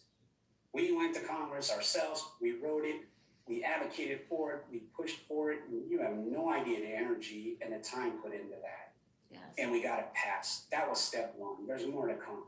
The bottom line is we know exactly what we're doing, and we have support and help of Congress and others, and we look forward to working with those teams, getting stuff in place. We cannot get this in place if the military does not allow us to do it. We need to make the military do it.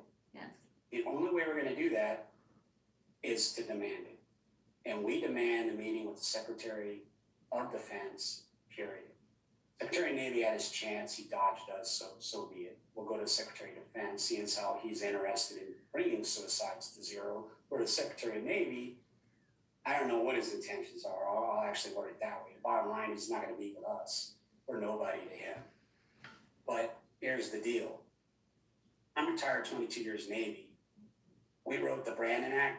It passed. The President signed it in 27 Hi, December Tracy. 2021. That should have been implemented by now. It's not. Those 3 people be alive today. Actually, about 6 of them be alive. It would have been implemented like it was supposed to. Yeah. It's not implemented. It needs to be implemented. So this is a channel that is called Locked and Loaded Diaries. I am a mother, Heather Baker. I'm the mother of Caleb Smither, who died on base at Fort Bragg in 2020. He was the first death of 2020.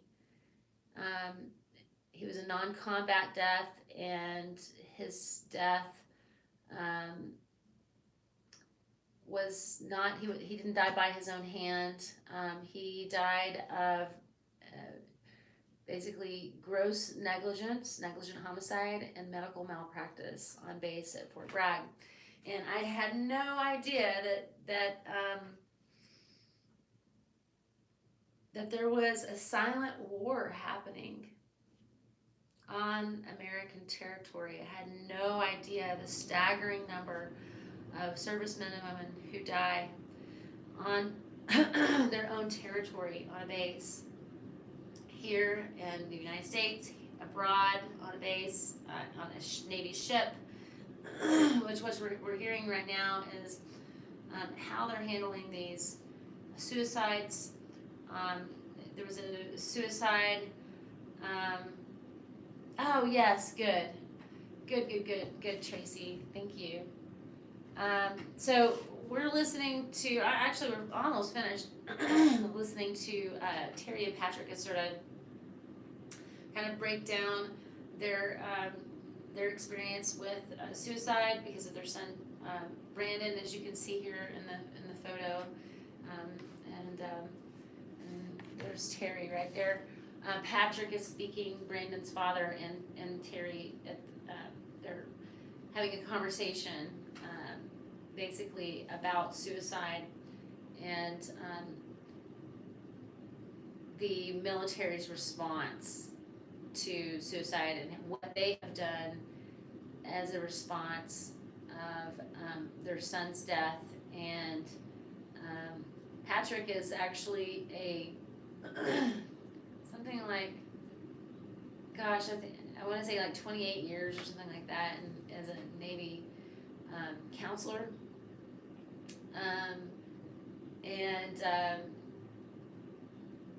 Anyway, this is a fantastic idea that Terry and Patrick had. This is called the Truth and Nothing But the Truth podcast, and we're sharing it on Locked and Loaded Diaries, so it's part of Locked and Loaded Diaries, and Terry and Patrick will be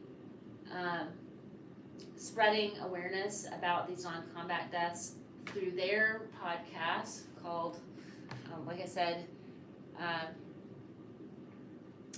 the Truth and Nothing But the Truth podcast, and they don't have a separate channel for it, so it's going to be a Locked and Loaded original, and it's just them speaking about their advocacy in creating the Brandon Act, which was a bill that just passed this year, and holding leadership accountable, stopping toxic and abusive leadership. It's an epidemic at this point on bases. If you haven't noticed, if you don't know the numbers, it's staggering. I would say now all of the deaths that are happening are non-combat deaths, just simply for the fact that there's no more, right now we're not at war. So, but in 2020 they did congressional research that said 75% of our service members die non-combat deaths, and of that 75%, 93% die on U.S. soil. So I'll let you take that in for a second. We'll listen to the rest of this real quick. Secretary Del Toro doesn't have an answer for this. He doesn't even talk about the Brandon Act. He acts like it doesn't even exist, yet he was ordered to implement it. That's an order. The president signed it. It's an order. Ironically, if you want to check, the Vanessa Act is not implemented either, ironically. The two biggest bills ever to pass That's right. are not implemented that will save lives and make a difference for the service members. Neither one of them are implemented, yet they're both signed into law. This is what I'm talking about. The military does and gets away with whatever they want to, and we allow it to happen. We cannot allow it to happen anymore. These commanding officers are not who you think they are. Don't get me wrong. May I take this last moment to point out to you, there are a lot of good people in the military. Absolutely. There are hundreds of thousands of them, and these people run commands properly and they care about people. We're not talking about them. We're talking about 30% of the bad ones. The problem is the bad ones recruit bad ones, and it just, somebody's got to break the chain here, and then all good takes over. Because I assure you, commanding officer to George Washington, he gets relieved, you relieve that chain of command, new people take over. I guarantee you there are probably people that have never had a chance to do that, and they will make the best of it. And you'll see no more deaths, you will see chain, you will see that CO giving out his cell phone number, all that stuff. You will see a difference, period. So just follow me on this and work with me on this, and you will see. I'm going to do more of these in the future. You will see that we together can make a difference. That's all I have for you on this one. You know how to get a hold of us if you need to. Thank you, and please at least consider what I'm saying. That's all I'm asking you to do. Again, we can't sue the military. There's no money in this. We're doing this because it's the right thing to do. Our son asked us to do it in writing. Go to thebrandanact.com. You can read the letter. You can go to Brandon Constructive Foundation. The letter's there. You can read it. He tells us to do something. We're going to do it. And we did. And we're far from done. That is why we're doing this. We stand to watch with you and for you, period. That's us. There's no motive. Yes, we have a donation button. We do need donations to help families. That is what we're going to do. You got to help those families too, because we can't get to them overnight, all of them. We got to be able to help people and do things. However, all our money is going to go out. You will see this in writing shortly. 85% of our money is going back out, 15% kept. We're not drawing salaries. And None of our board members get salaries either. They're not gonna, or at least a long time. For now, we're never gonna draw the salary. Period. Yeah. We'll donate it back, or we're just not drawing, period. But the bottom line is, we need your help. We need your help in donations. We need your help in support. We need your help in getting the word out. We need your help getting your neighbors to get involved. We need you to roll up your sleeves and get out. Fundraisers, you name it, we need it. Because we are the leading leaders here. Others claim to be. I'm telling you right now, they're not. But again, I commend them on what they're doing. We're not talking bad about them. I'm telling you, our goal is 0. Anything less than 0 is on a 7. Sure. Thank you. And our website is www.brandoncasertafoundation.org or www.thebrandоnact.org. Thank you for listening to The Whole Truth and Nothing But the Truth podcast. We hope that you enjoyed this episode. If there is a military topic that you would like us to discuss, please leave a comment and we will get it in our sites to do a podcast on that. Yes. Thank you and enjoy the rest of your day. All right, man, I love that. I'm so proud of Terry and Patrick for putting the Truth and Nothing But the Truth podcast together, and that is one that you can find here on Locked and Loaded Diaries. I'm not sure how often they're going to be putting those out. We're trying to be creative here and get content out for you guys. Tracy, I'm in England. My son was in the military and started having issues. His CO phoned and Matt was released medically. The only help they get are drinking and a lot of booze to cope. Yeah. And if there wasn't such a stigma on just going out and getting some mental health, mental health comes in a lot of different ways, But I think that everybody wants to know that they're valued and to be validated. When you have, people who are being recruited by bad recruiters and they're being put in, and they're basically allowed to continue to be toxic and abusive, and get out there, whatever issue they may have personally in their lives, take it out on, their other recruits. They create a culture, of toxic, abusive culture, acceptable to everyone. Nobody is going to question it or really take care of it. They just pass them off to the next base. They move them over to another base and in the hope that nobody will notice. Instead of discharging that person and saying, no, you're not the kind of leadership that we need here if you're going to do that kind of crap. There has to be some kind of a moral code that everybody can agree to.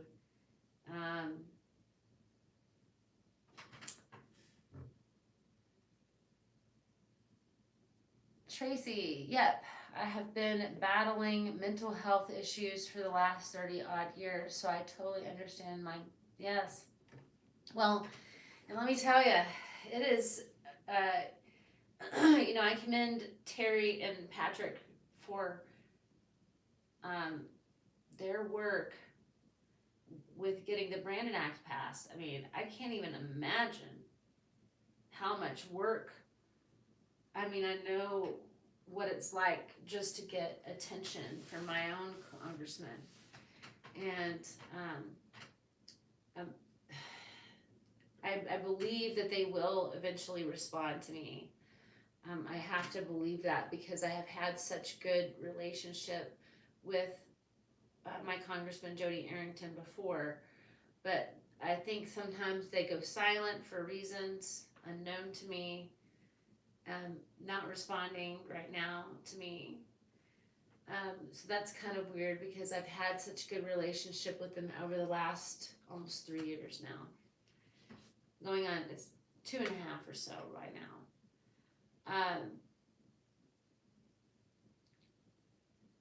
So, branching out there with a bunch of other moms, families who have been affected by these non-combat deaths. We're coming together as families who have military injustices and have had the most horrendous things happen to our service members. And, you know, we just thought you all ought to know, like, what's going on. And so you can find the Frontline True Crime podcast, the front lines right here, you know, with the Locked and Loaded Diaries and with the Truth and Nothing But the Truth podcast with Terry and Patrick Caserta. It sounds like they're interested in hearing, you know, having you guys ask any question about the military or about what's going on, and they'll get back with you. They'll create an answer for you, and I love that. There's so much that that we need to talk about. Like getting Terry and I and Kimberly together it's crazy because we're dealing with 3 different, you know, podcasts or podcasters in 3 different time zones. First of all. And so we're all just trying to get together, you know, at a decent hour. And then on top of that, we have to incorporate, you know, whoever our special guest is, and that's another time zone, so perhaps, you know. And so it gets kind of funny and not funny. You're just like, you know, I wish we could figure this out. You know, we're all doing this in the spare time, in our spare time. So it's like, you know, we work, we do our, I think Terry and Patrick are retired, so they have more time. But me, you know, Kimberly, she's going to school, I'm a teacher. I mean, we're getting off work, she's getting out of school, and I'm, you know, and then we come together, and it's all, you know, I would say that, and I've got to, for my own mental health, I have to put boundaries up about, you know, you know, I want to be open and share, and I want to be translucent, but at the same time, you know, you have to have time to heal. I want to be available, you know, but you have to have time, you know, to give yourself to heal. It's very difficult. There's so many things that you put behind you just to do what we're doing right now. You know, I mean, truth be told, I could be, you know, watching Stranger Things or something like that, right? And here I am on the front lines with you guys discussing these non-combat deaths that just continue to happen at staggering rates. But I do have to give myself healing time, and you know, we are. You know, I hear true crime podcasters talk about, you know, the importance of taking a break because what the subject matter that we're dealing with is so gruesome and heavy. And you know, when you're a parent of a service member who's died, on top of all of this, you know, there's such a heavy weight. You know, and we all have our own like physical ailments. I broke my dang pinky, you guys. Look at that. It's broke as a joke. And I you know, stopped working out for a time, you know, and I realized that I have to work out. Oh my gosh, I have to work out. It's like if I don't work out, then see my mental health right there, you know. I'm not on any kind of like antidepressant or anything like that. I'm not on medications that, I'm not on prescribed medication like that. So I will tell you that I had a hysterectomy at 29. And so I've been doing hormone replacement therapy for some time, but ran out of my prescription and needed to find a new doctor because my doctor, anyway, it's a long story, kind of yelled at me. Anyway, I have another condition called dystonia, dystonia. It's a neurological condition. That coupled with not having my natural hormones, and then breaking my pinky, it's like, it felt like a body slam, and then dealing with, here comes all the grief, of Caleb's loss, and man, it can get you sometimes, and you need to have,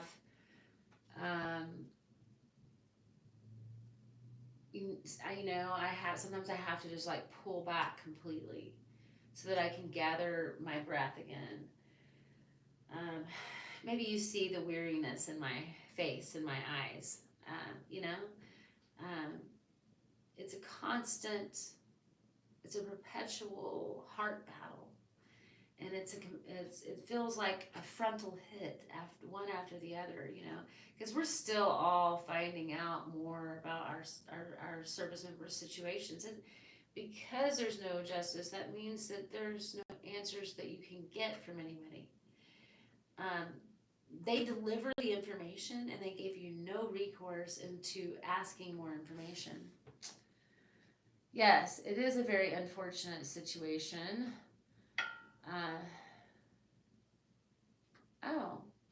Bo Evans.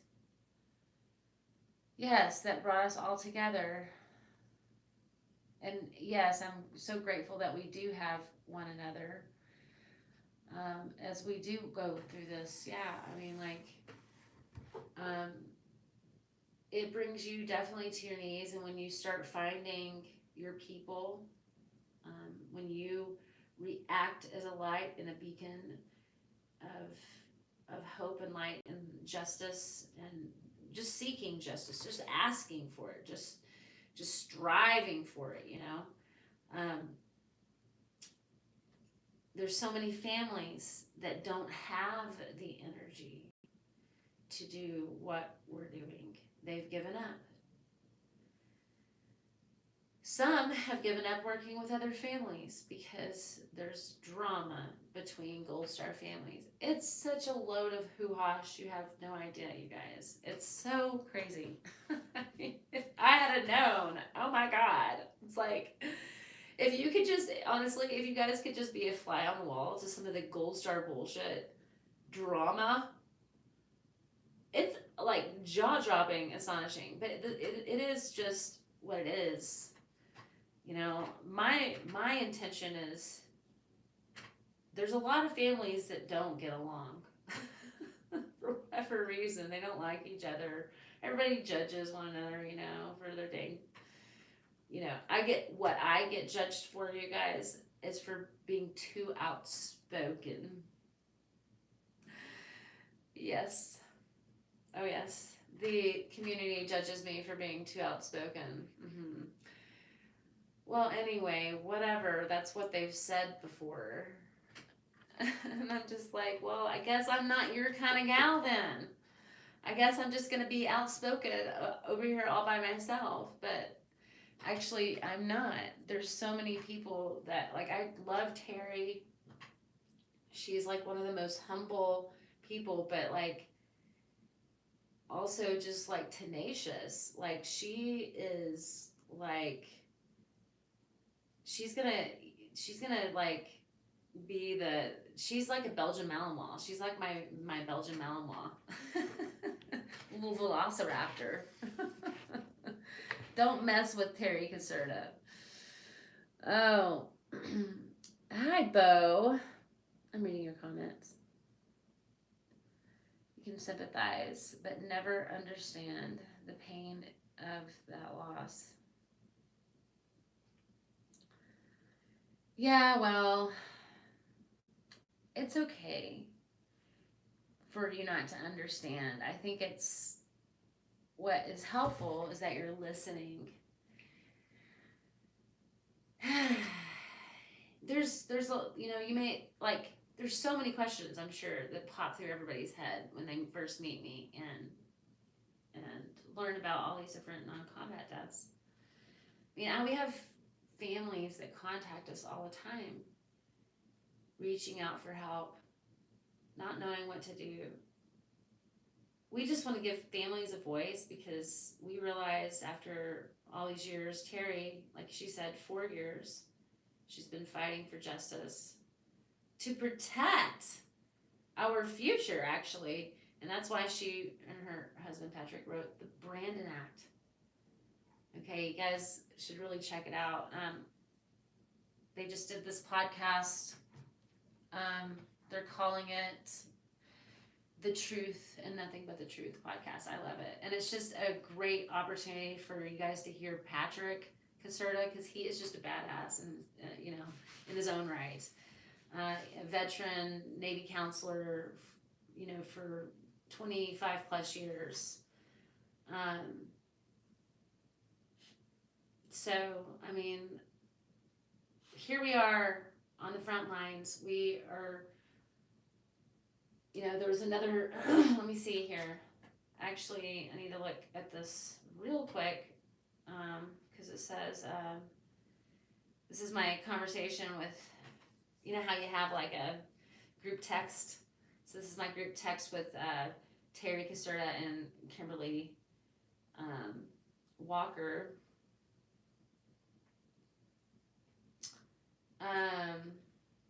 Terry says, this is today, Terry says there was another suicide on another ship in Norfolk today.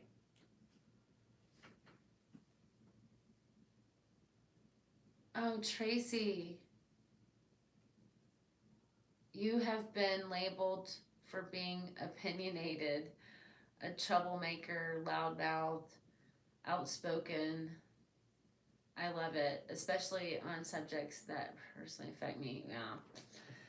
Yes, exactly. When you have experience in it, you've walked through it like I have and like Terry has. I mean, people ask us crazy things sometimes and don't believe us. And I'm like, that's why I created calebsmither.com so that you guys could go check all this stuff out.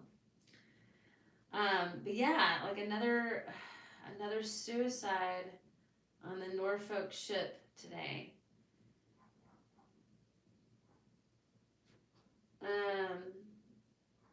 She said a mom contacted her from the ship. One of the service members, one of the sailors. And she says, and no one thinks there's a problem on Norfolk.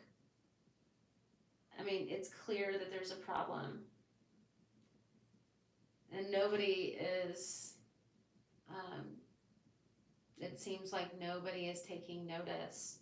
But the thing is that because of the Ferris Doctrine, they can hide behind that, and the military can hide behind that, and I think they use it as a way, like Patrick was saying, to know and realize that they have a free pass to do whatever the hell they want to. And there's got to be a happy medium there. The Ferris Doctrine needs to be modified in some way. It has already been modified just for medical malpractice. They did that with the Statistical Act. That's like an amendment of sorts to the Ferris Doctrine, where it states, that families can receive justice for negligent medical malpractice. But they have a ridiculous, let's see, I think it's something like, I don't know, like $50 million or $500 million or something like that. And they've only used like $30,000 of it, to pay out 2 claims, medical malpractice claims, over the course of now almost 3 years. So, and even Richard Stiesel has not received his payout yet. And he is the namesake of the Stiesel Act. So, it's quite interesting how this all happens. I've recently had some families get upset. They get upset because they've said when they found out, that their service member died non-combat, it's been said, hey, why haven't you guys been able to do anything? What are you doing? Like, basically just sitting around, like, oh my gosh. These families that are coming in brand new, they don't realize all the things that, the Ferris Doctrine and all this stuff. Or maybe they do, but the thing is that, they block us at every chance they get. Here we are reaching out, about 10 of us families, pointing out to our government, and I say 10 right now, it's 10 families that have signed this document together collectively. There's so many more families, I mean, as you can imagine. It's just us finding one another, but we're pointing out the military injustices and the atrocities that happen on these bases on our own soil. We can't protect our service members right now from themselves. And we could do that if we could lower, I think, if we could get the right people for the right job, honestly. If you're going to be toxic and abusive, I mean, people need to be monitored, man. I mean, like, it's a thing, like, it's a thing in the school systems. Like, I've been a teacher for almost 20 years. This upcoming year is my 20th year teaching. And they hold us accountable. I can't say it's always fair, I've had some unfair things happen to me. But what I'm saying is, they hold us accountable. They, and they would hold, they hold all of us accountable in the civilian life, Our military, many of the hospitals and medical staff are not being accredited. They're not being made to show their that they are certified to practice medicine or be a nurse. It's something like 1 out of 9 of these medical doctors, or like I said, nurses or PAs is being accredited. That's ridiculous. I'm told that happens in the civilian world too. But at Fort Bragg, they actually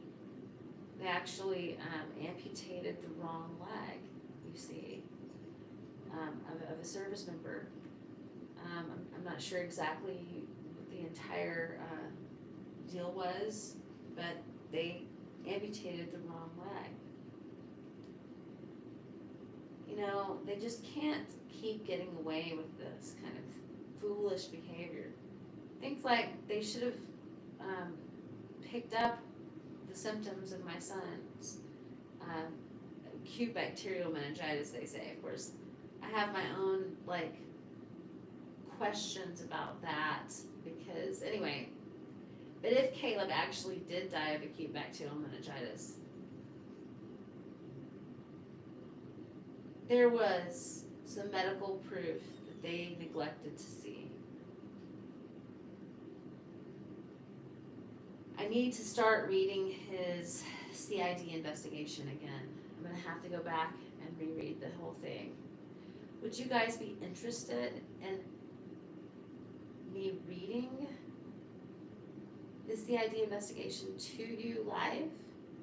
Would that be a thing? Could that be a thing? Fireside Chats with Hedge. I'm Heather Hedge Baker. My nickname is Hedge. I like to think of it as a hedge of protection.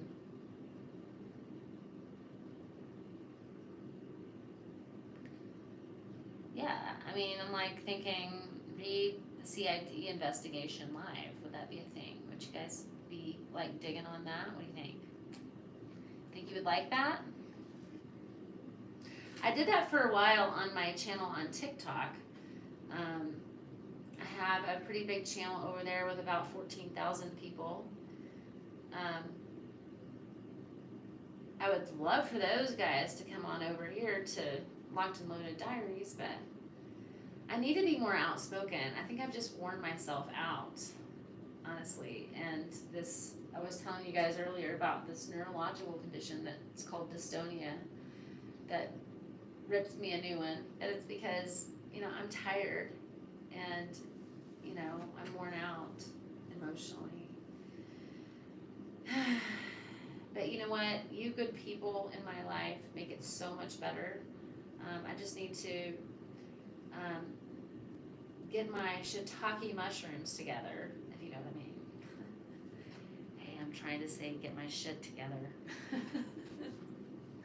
I need to get my shit together and just go ahead and read Caleb's CID investigation on live to you guys. I think that I think it would be a good thing. What do you guys think?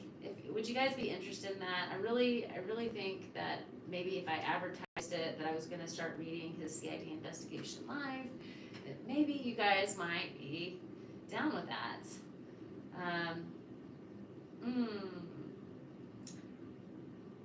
Yes. I think maybe I should do that.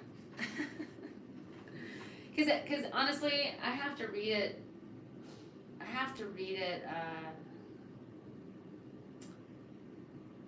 With somebody else, and if I'm reading it to you guys, then it's like you guys are kind of my buffer as well. Like you're kind of walking through the whole investigation with me in real time, and I need to do it because I always have questions, and it's never bad to reread it again and again, because there's always something that pops up that I have a question about and can't remember where I found the answer to that, so I'm gonna have to go read it again. But it is hard, you guys. It is so difficult to sit here and read an investigation. It is heart-wrenching to walk back through and relive it all. But I'm thinking maybe I should do that. I probably should just go ahead and do that. So, I've just got to think of a day that would be good to do that. I'm thinking,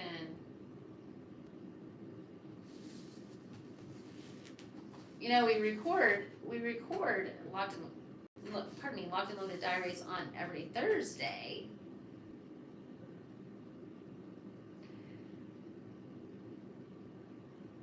So I can't be a Thursday. I'm trying to think of a good day to sit down and read, take a little bit of time and read the CID investigation. What's a good day? What do you think? Polling the audience here.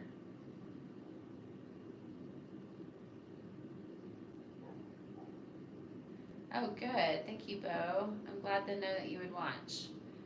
Yeah, I guess I would just have to say, I don't know. What do you guys think? What's a good time? I mean, of course, you could replay the episode.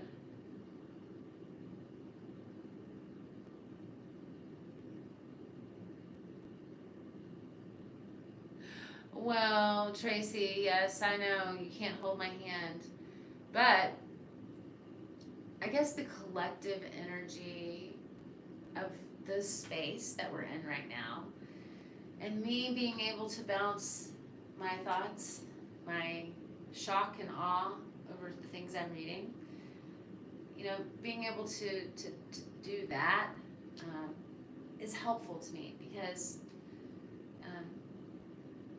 you just you read something and you look around and you're like, did I just read that? Is that really a thing? Did that really happen?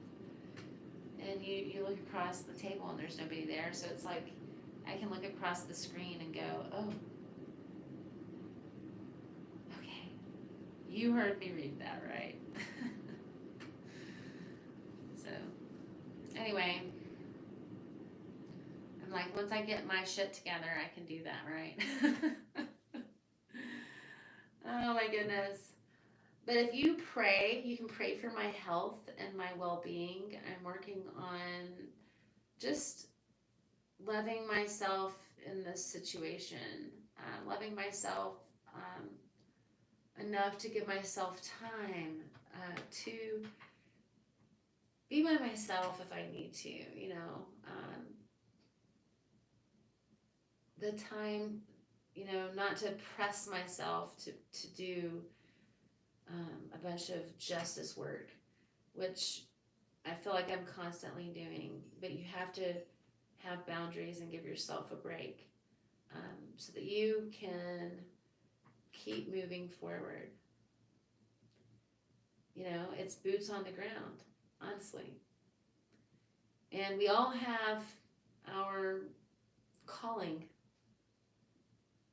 And there's different families of us that have our calling in this whole thing. I just pray, that we can all work together, that we can find one another, that we can be kind and compassionate towards one another, because we've all had families, we've all had service members that passed away, that we can join as a team, as a community, that you guys can hold us up through all of this. Pray that we all can, like I said, be kind to one another.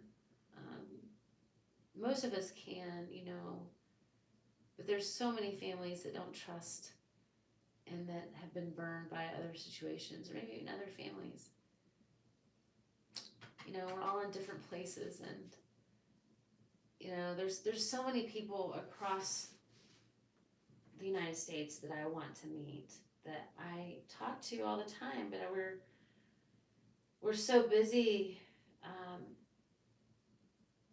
with our lives, that we can't just break away, and gas is so expensive right now, and meet one another face to face. So we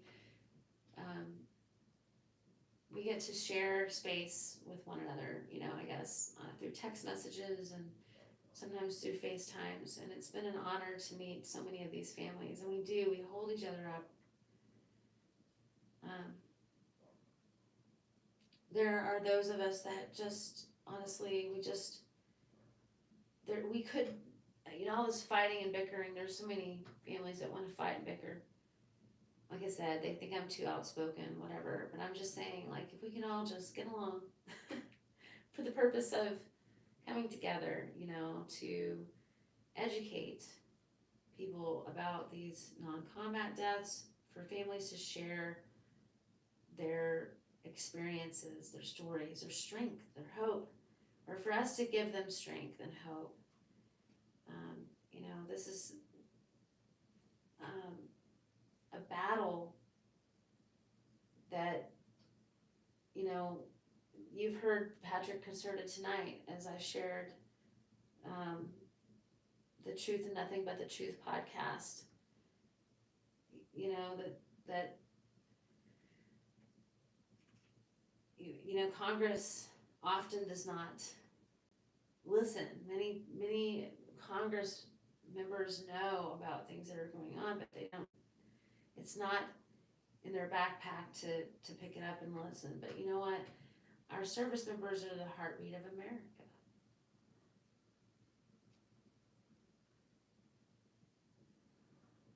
You know, I say to Caleb's colonel, if this is as good as you can do for my son, then this is as good you could do for your son or your child, right? This is as good as you can do for Caleb. Then whoever you got back home, it's as good as you can do for them too. That's what he's telling me. And he's also telling me that's as good as he can do for anybody else. And that's why we do not recommend anybody encouraging their children, the heartbeat of America, our future, to go into the military. Now, what are we supposed to do about that? Well, we need to raise all hell. All of us, including you. What can you do? Well, you can share with your congressman or your congresswoman or your senator what you know is happening and what you want to do about it. And here's what you tell them. You say, we want you to know about mothers of the fallen, and we want you to know that they are bringing a bill called the Hall of Justice. We want you to be ready to receive the message about the Hall of Justice. And I read the Hall of Justice bill. It's beautiful. I'm gonna see if I can grab it real quick and read it to you. If I can figure out how to operate my computer. These computers these days. Confangled contraptions. Let's see.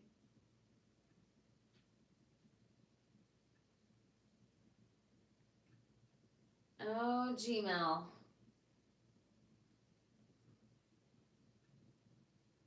That's not what I wanted to do, but it's okay. Here it is. They have these things called drives now. Yes, it's a thing.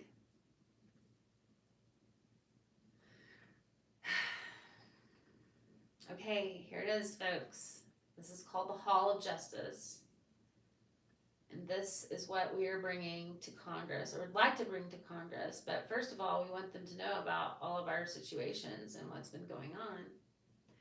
And I think they know, but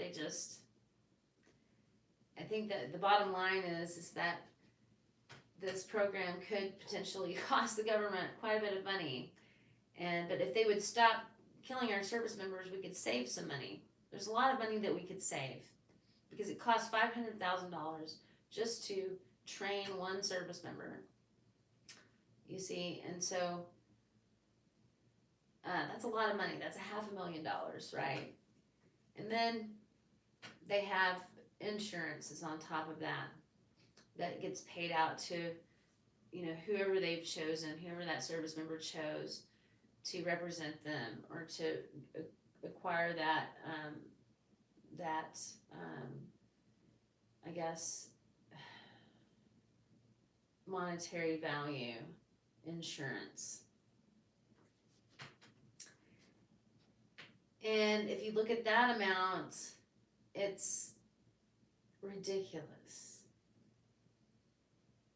They're wasting millions and millions of dollars killing our service members.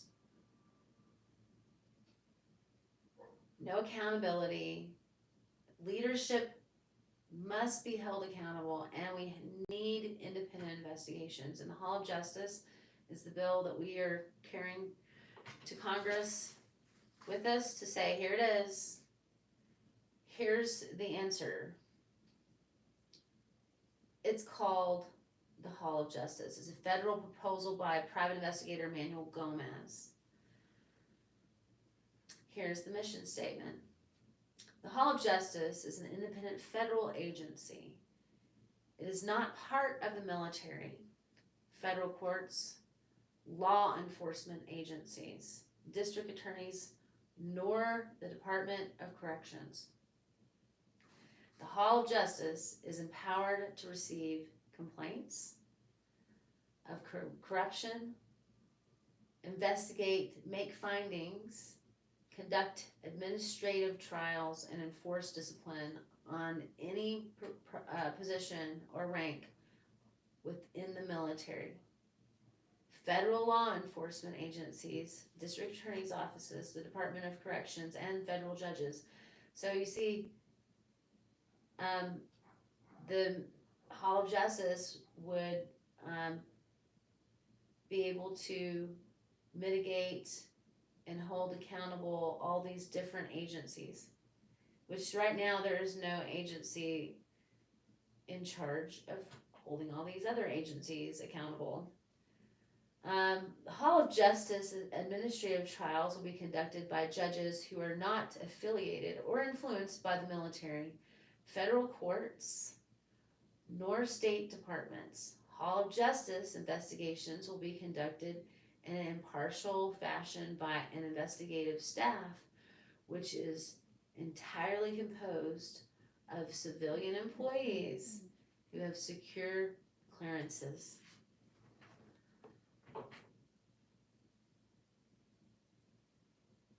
Oh, are you 4:15? Are you? Oh yes, I know. I've already been. I've been doing this for about an hour and 41 minutes. But I guess it's really early where you were at, Tracy.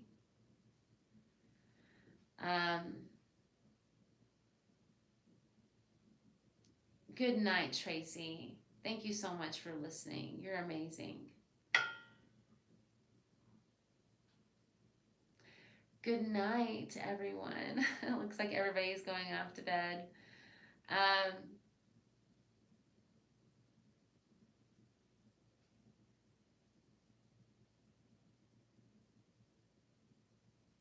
So, this is the Hall of Justice. I think it's beautiful. And let me see if I can show you guys the tiers. Let's see. So here you go. Here it is. This is the Hall of Justice. Oops, I need to go right here. Let's see. Okay. There it is. Okay, trying to. So, here's the mission statement.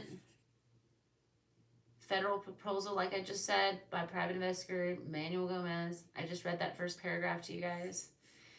Here you see how the Hall of Justice infrastructure works. Okay. Commissioner of the department, the DOCJ, right?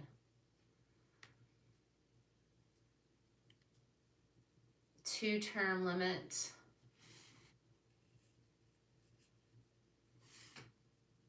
We have the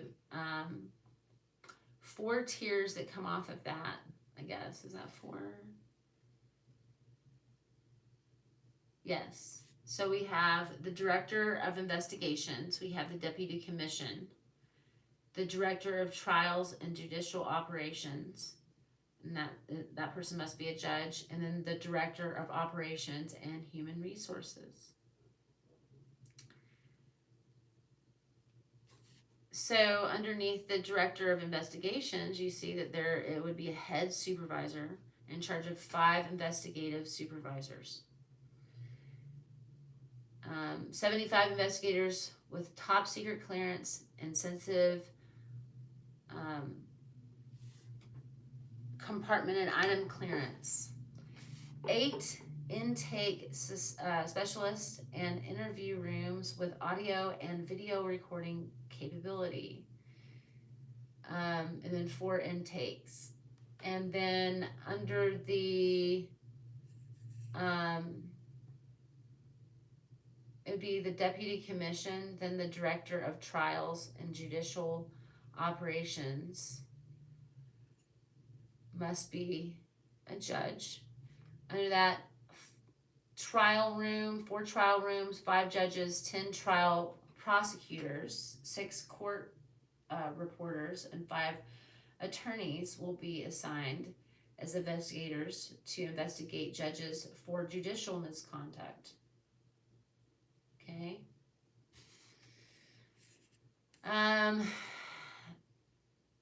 Then we have the Director of Operations and Human Resource. So we would have the law library responsible for all legal updates and keeping all updated military, federal, and state agencies' department procedure guides for investigations.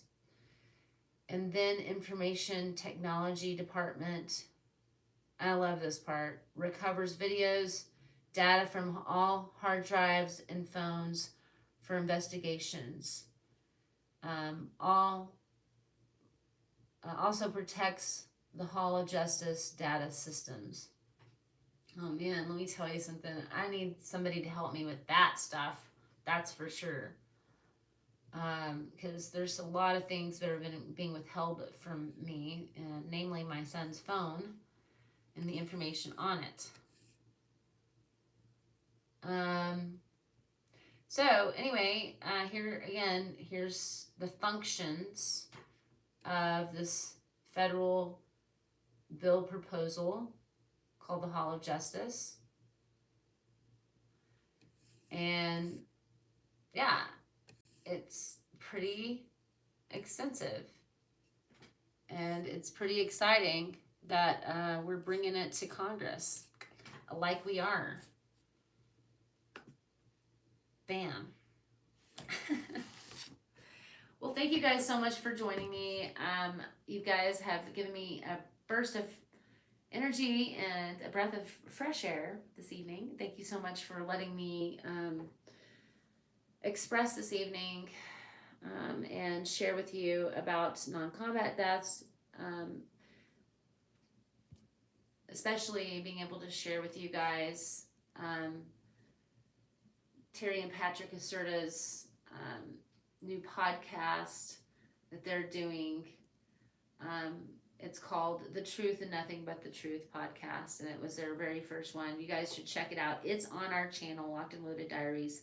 It's part of Locked and Loaded Diaries. It's Terry and Patrick's work that they're doing, and I just think that's really important that that you guys watch this episode, and thank you guys so much for giving us an ear, and please make sure that you give us the thumbs up in all of the videos that you watch, please. I know that's just, I forget sometimes to do that. I'm trying to remember to like and subscribe to certain channels and like the videos that I really do like. So if you did like this video, please, if you don't mind, just like it down below. And also any of the videos that we have on Locked and Loaded Diaries. We're trying to get out a new episode every week. So we do have, I believe that we just uploaded our latest one. This was one let's see, Margie Taylor. Her son just passed away not too long ago. Let's see if I can. Joey. I guess it's not uploaded quite yet, but it's getting there. So anyway, stay tuned for that. It should be out tomorrow. We do have an episode that we are recording this week. So stay tuned for that, probably at the first of next week. And I'm going to try to come on here a little more often and read Caleb's CID investigation to you guys and see how that goes. There's some information I need to find, and I'm dying to read this investigation again, but I can't do it by myself. So I'm so grateful that I have a community. Good night, guys. I love you guys so much. Thank you so much for being a part of Locked and Loaded Diaries. We love you, and God bless America.